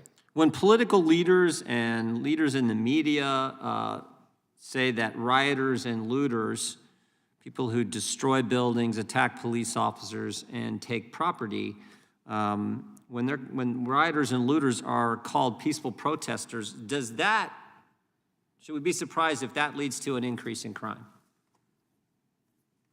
I would be surprised if it led to sort of a large scale, longer run increase in crime. That certainly would contribute to sort of a decay in social norms. I think in the short run, it almost certainly places pressure on civilian and law enforcement authorities to spend less of their time and energy on responding to violence, responding to rioting, to sort of to give up a police precinct, for example, as happened in Seattle. So certainly at the margins that can matter in some specific cases. Well, yeah, if police aren't going to respond and they're just going to let it happen, doesn't that send a message that probably can get away with that in the future as well? Sure, absolutely. I mean, that's exactly what happened in the entire summer of 2020. What about bail reform? The left's bail reform efforts. When you have that kind of bail reform, should you be surprised when you get more crime? A lot depends on what the bail reform does. You know, ability to pay bail is not necessarily the best predictor of risk of reoffending or risk of flight. Moving away from cash bail is not totally crazy. That said, how you design it matters a lot. If, as for example, in New York State, judges are unable to remand people on the basis of their risk to the community, that's a pretty poorly designed bail reform implementation, in my opinion. Yeah. If you're erring against keeping dangerous offenders behind bars, that's a bad way to do it. I guess I always come from, you know, the message is sent. So if you have fewer cops on the street, I don't know how anyone could not conclude that's going to result in more crime. If you're letting bad guys out, not having the type of bail we've traditionally had, if you're not prosecuting violent criminals and other people who break the laws, if you're telling people that you can take up to $1,000 in merchandise and not get prosecuted for that, I don't know how that doesn't contribute to more crime. Yeah, and it almost certainly contributes, and the question comes down to where it contributes and how it contributes. I think it is almost certainly the case. Some jurisdictions in California have seen an increase in shoplifting. Some jurisdictions in California have not seen an increase in shoplifting. We tend to blame that either on progressive prosecution or on California's changes to the felony theft threshold. We see similar changes in other jurisdictions that do not lead to large increases in shoplifting. My suspicion is in that case, there's an intersection of factors that prosecutorial strategies and the movement of the San Francisco PD and the lifting of the felony theft threshold all contribute to an environment in which shoplifting is easier to do. The cost of shoplifting are lower.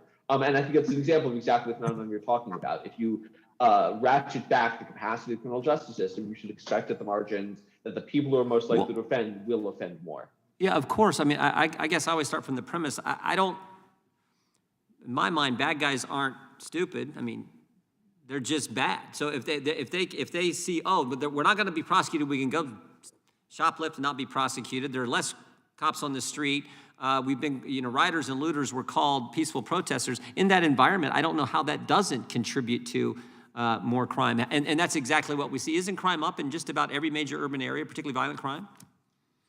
Specifically violent crime, we also see large increases in motor vehicle theft, other kinds of property offenses, although not all property offenses, but yes, in general. And by the way, those kinds of offenses tell me, specifically shootings and homicides, is that it is concentrated among the most crime-prone populations, people who are getting into thieves. Yeah, and as Ms.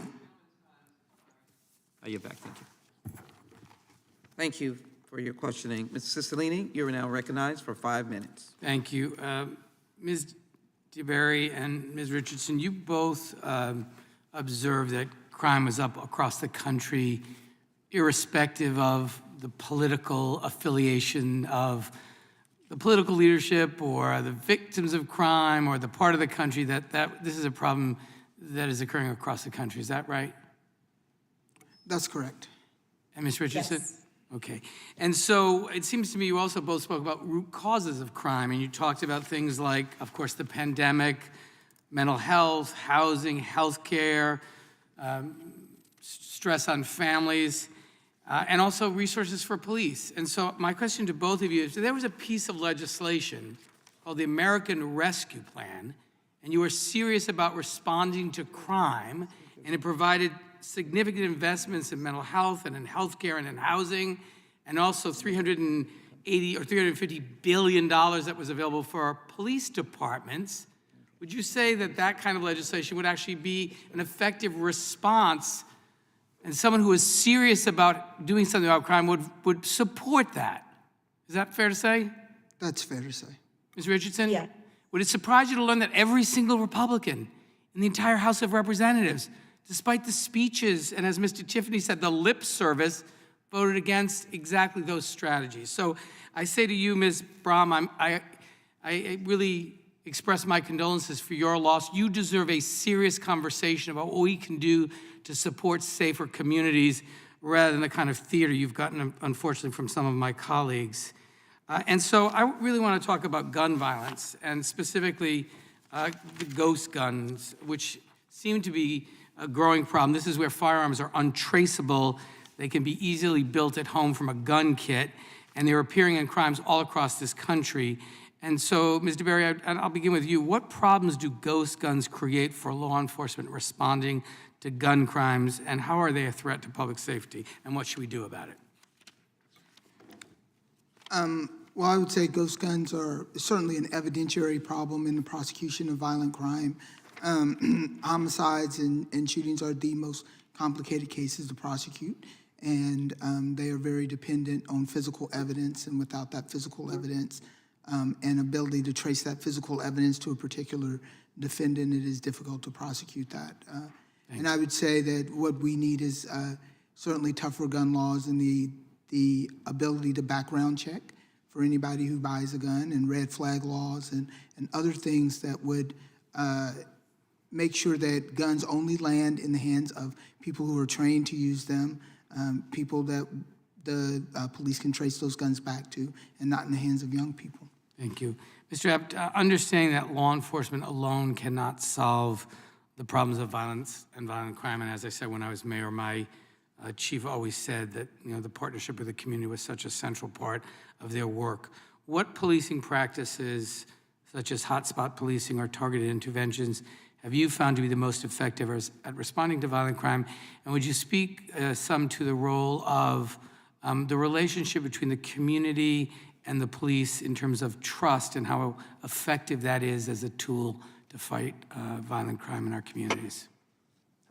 Absolutely. And first, I just want to echo your observation about the Institute for the Study and Practice of Nonviolence and their collaboration with the Providence Police Department. It's well known to us in the violence reduction field, and it remains successful.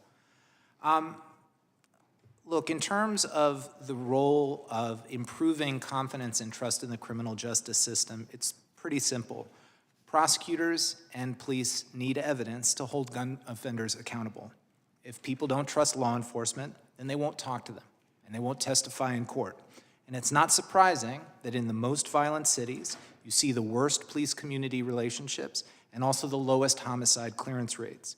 So reforms to policing and other parts of the justice system, if they improve that trust, if they restore that confidence, that will ultimately lead to lower crime rates. And that's why we need to control crime and make reasonable reforms to the system at the same time.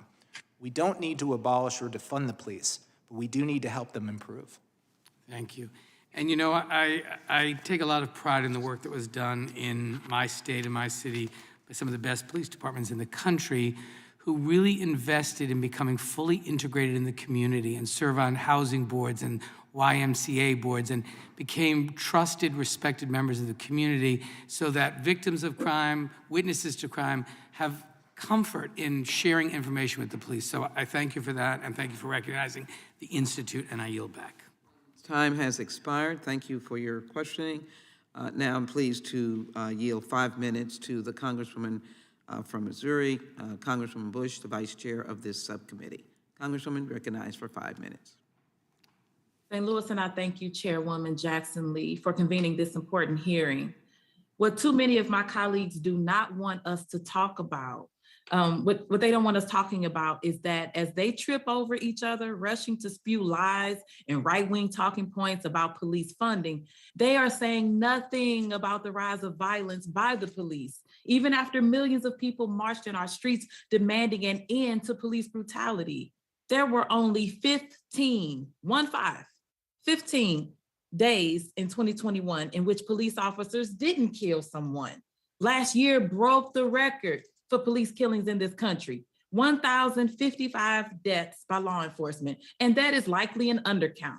In Missouri, Black people are almost 5 times more likely to be killed by police compared to white people, and year after year, despite increases in police budgets, St. Louis has led the country in police killings per capita. Police violence is so pervasive, many Black and marginalized people avoid calling the police when they are undergoing some of the most difficult emergencies. I came to Congress to save lives. I will not back down from that, no matter what some of my colleagues on this committee say. So let's get the truth of what health-informed and evidence-based public safety needs to look like. In St. Louis, our community has taken meaningful steps to transform public safety as a public health issue. Last year, we started a 911 diversion program that has diverted mental health, domestic violence, drug overdose, and trespassing calls to licensed and trained practitioners. Before it started, there were few options for people in crisis: a trip to the emergency room, spending a night in jail, or receiving no help at all. In the almost 1 year since implementation, our 911 diversion program answered nearly 700 calls, with 75% not resulting in a response by law enforcement. The program saved 2,000 hours of police and EMS time. At the same time, despite no increases in the local police budget, homicides and gun assaults also fell by more than 25%.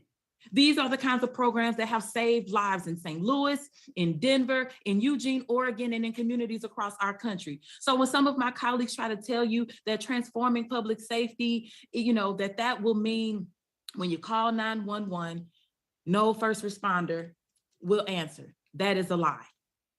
When there's an emergency and you need help, no one will show up. That's what they tell you, but that is a lie. When they tell you that the police need military-grade weapons and equipment like MRAPs to keep us safe, that is a lie.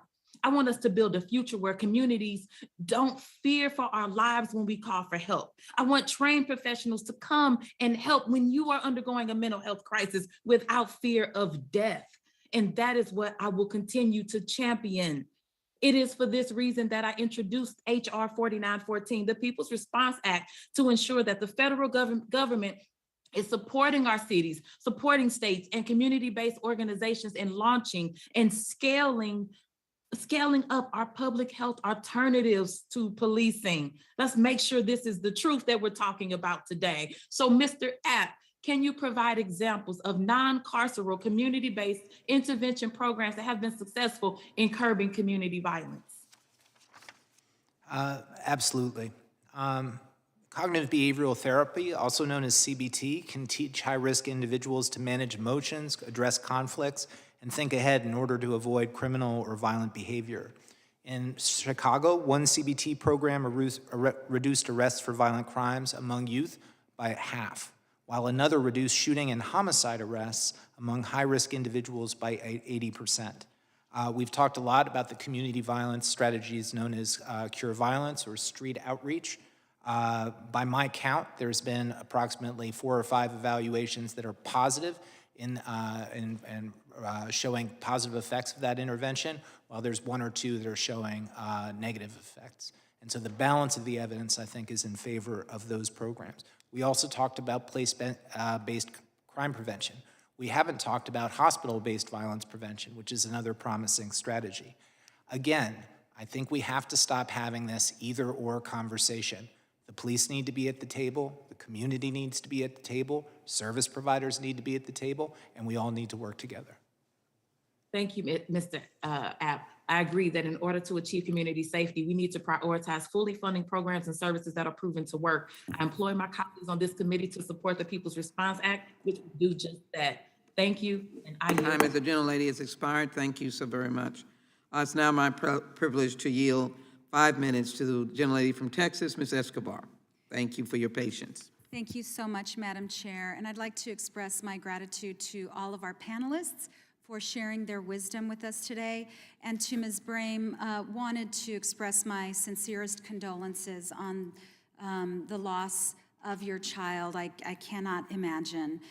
This is such a critical hearing and such an important conversation, and it is deeply unfortunate that we have colleagues on the other side of the aisle who use opportunities for real solutions-based policy, use these opportunities instead for their performance politics.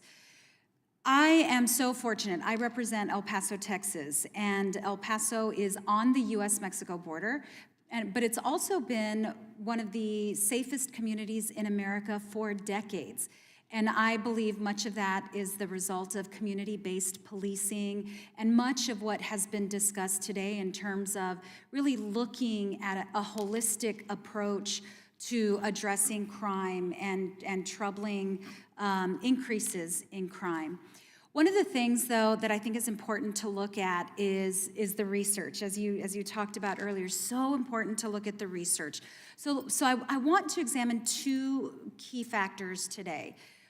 First, let's look at research that demonstrates that when we invest in families and communities, that plays a positive role in addressing crime. And that means investing in healthcare, in pre-K, making sure that we are creating green spaces, that we have summer jobs programs, et cetera.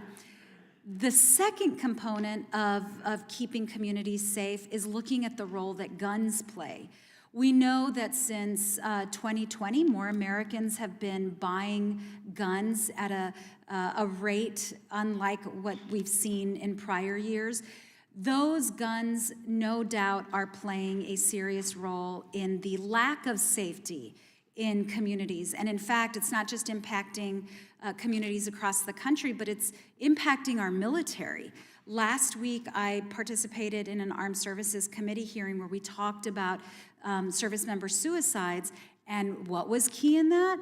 It was access to guns. And these are not government-provided guns. These are guns that service members are now easily able to buy in communities.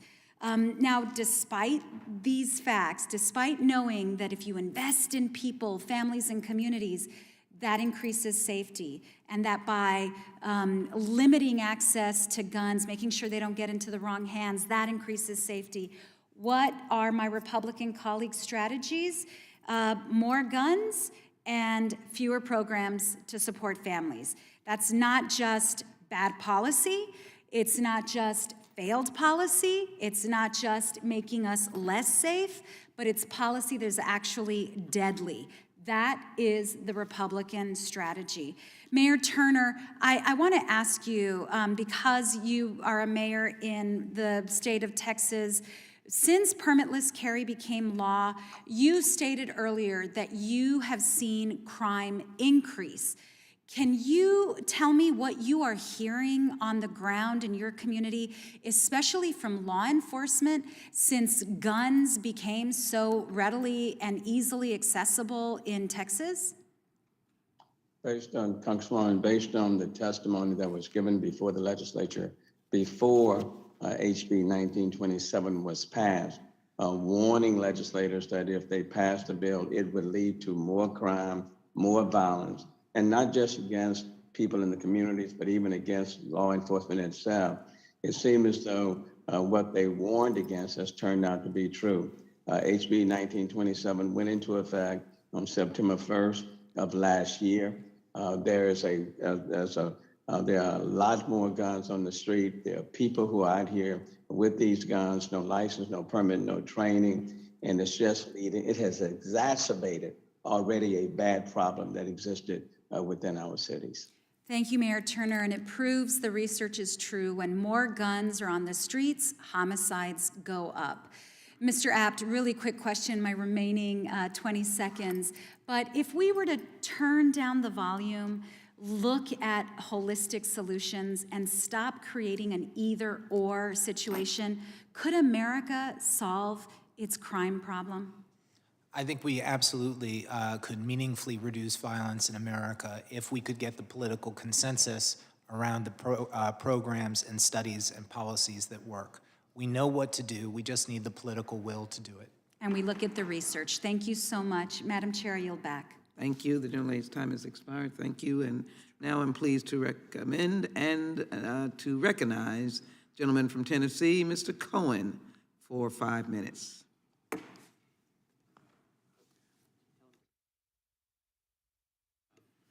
Unmute, Mr. Cohen. We want to hear you. Thank you so much. I appreciate you. And appreciate the hearing and the witnesses.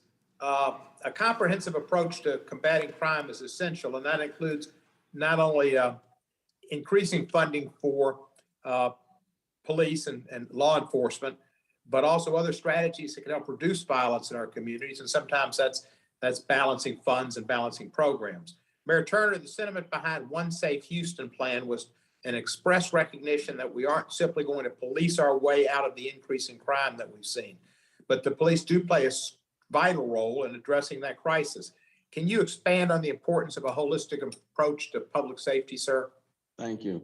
And I appreciate that question. There is no one strategy that's going to effectively reduce crime. It must be holistic. So in One Safe Houston, we are adding more police, more actual boots on the ground, and over time, more park rangers. We're utilizing more technology to augment our men and women on the police force. With the gun buyback program, too many guns. So we're doing that, and we'll look at and we'll measure the effectiveness of that particular program. Then at the same time, we're investing $21 million in our crisis intervention because police can't do it all. So we're addressing mental behavioral health issues, substance abuse, homelessness. Domestic violence has doubled since 2019. So we are putting $10 million into the domestic abuse response program. And that's been lauded by many people, even in this area. On the community side, we have to work with them. Community messengers program to help build that trust between the community and law enforcement. And we're investing in our summer youth program with the goal of providing 15,000 summer jobs this summer. So it takes all of that, Congressman, to make it work. So we are adding more to police, but at the same time, we're investing in the community because they have to be on the same page fighting crime. Can be either or. It's got to be law enforcement and community establishing that trust and everybody working to bring down crime in our cities. Thank you, Mayor Turner. Let me ask you this. Have you had an opportunity to use some of that $350 billion that was made available through the American Rescue Plan, the largest investment ever by the federal government in helping communities hire police? And the answer is yes. The cost of the One Safe Houston plan that I announced in February a month ago is $45 million, separate and apart from the summer youth program. Every one of those dollars, those $45 million, are coming from the American Rescue Plan. But for the opera funding, we would not be able to fund police, add the technology, provide more park rangers, address a crisis intervention, have our community partners at the table. If you took those dollars away, police would fall short and we would fall short. So let me thank Congress for the $45 million that we are using on the One Safe Houston strategy. Thank you, Mayor Turner. I'm sure you know that Congressman Jackson Lee and Congressman Green and Congressman Garcia all voted for that, as did the Democratic caucus. And none of our Republicans that like to scream about, I think 5 or 6 members of our caucus who talk about defunding the police, less than 2% of our caucus, none of the Republicans voted for that money. The largest investment ever in police and policing. So thank you, Mayor Turner. Also, thank you for the Houston Cougars not playing as good as they could have and allowing the Tigers to have another win. Thank you, sir. You got a great team and a great coach. Chief Garcia, what do you think about community policing and how that can help in this situation? Thank you for the question, sir. You know, one of the things that always harkens to me, I've been doing this job for 30 years. Community policing is not a new concept. It's something that as law enforcement we've been taught since day one. It's really being part of the community, ensuring that the community knows we're working with them, which is what every honorable law enforcement officer, particularly in Dallas and the rest of this country, does every day. It's reaching out. It's ensuring that they know and see us in a time of non-trauma, as well as solving the problems, as well as making sure that they're not fearful, ensuring that their kids feel safe walking to school, ensuring that they feel safe coming home from work. And so, you know, humanizing each other. It's really that concept. That they can live, that we can do a well enough job where individuals can see us through the uniform and see us as brothers, sisters, fathers, wives, husbands, and we see our community in the same fashion. Again, having that mindset while at the same time ensuring that they're safe and ensuring that the criminal element is not there to hurt them or not mutually exclusive. So again, the concept's not new. We just need to continue to work on it. Thank you, Chief. As I understand it, you have promoted accountability in your department to better protect and build trust with the community. Have the reforms like increased accountability measures and deeper training practices? Time as a gentleman has expired. The effectiveness of your program at all? Time as a gentleman has expired. We'll be happy to have the chief answer in writing. Mr. Cohen? Yes, I look forward to that, and thank you, Chairman. Thank you for your wonderful questions. Thank you so very much. Ms. Do you have any closing comments? I do. I just have a few, Madam Chair, if that's all right. There are some airplane dates that you need to be cognizant of, so if you can abbreviate them. Airplane dates of witnesses. So. Oh, okay. I'll go fast. I'm sorry. Yes, please. I'll go fast. Just wanted to say thanks to all the witnesses, particularly Ms. Brain, who had to leave earlier because she had a work commitment and she wanted me to express her gratitude that she was able to testify. And I will just, I will submit additional documents to the record then, Madam Chair. I'll give you that list offline and appreciate that. And then I will, in deference to our witnesses who need to leave, I will yield to you. Thank you. I think one of them is Mr. App. Let me thank the Republican colleagues for their participation in this hearing. Again, we acknowledge the loss of our colleague and continue to offer prayers to his family. Let me, as I thank the witnesses, Mr. App, I'm just going to get you in an abbreviated marathon response. You heard the discourse here today. Some were confused about defund, reimagining. I think this was a perfect hearing, if I might say, on the question of what happened to us during COVID. Why are we in the midst of this surge of violence? Why do we not seem to find a common ground on guns instead of using the Second Amendment? Can you just succinctly say that the value of accountability, trust, and the idea of looking for ways to bring down crime creatively, mental health crisis, and the way that we've heard Mayor Turner speak of, is a pathway that you think can work? Yes, and thank you for the question. I think it's clear from the testimony, both from the Democratically called witnesses and the Republican called witnesses, that there's common ground here, and that if we work collaboratively, funding both law enforcement and community-based approaches, we can be successful. I think that should be the heading of the hearing, and as well, it should be the closing of the hearing. And so I want to thank Chief of Police Garcia from Dallas, Texas. Mr. App, thank you. Mayor Turner, thank you for bringing the national and local perspective together and for showing us what is really working in Houston. And to the people of Houston, I offer to them my commitment to continue working for those final solutions, which I know we can achieve. To Madam Santana DeBerry, thank you for the kind of leadership you're giving in the District Attorney's Office. Ms. Richardson, please thank the National Urban League for your work. And again, we are sorry for the loss of Ms. Bram and want her to know that we are concerned for her as well.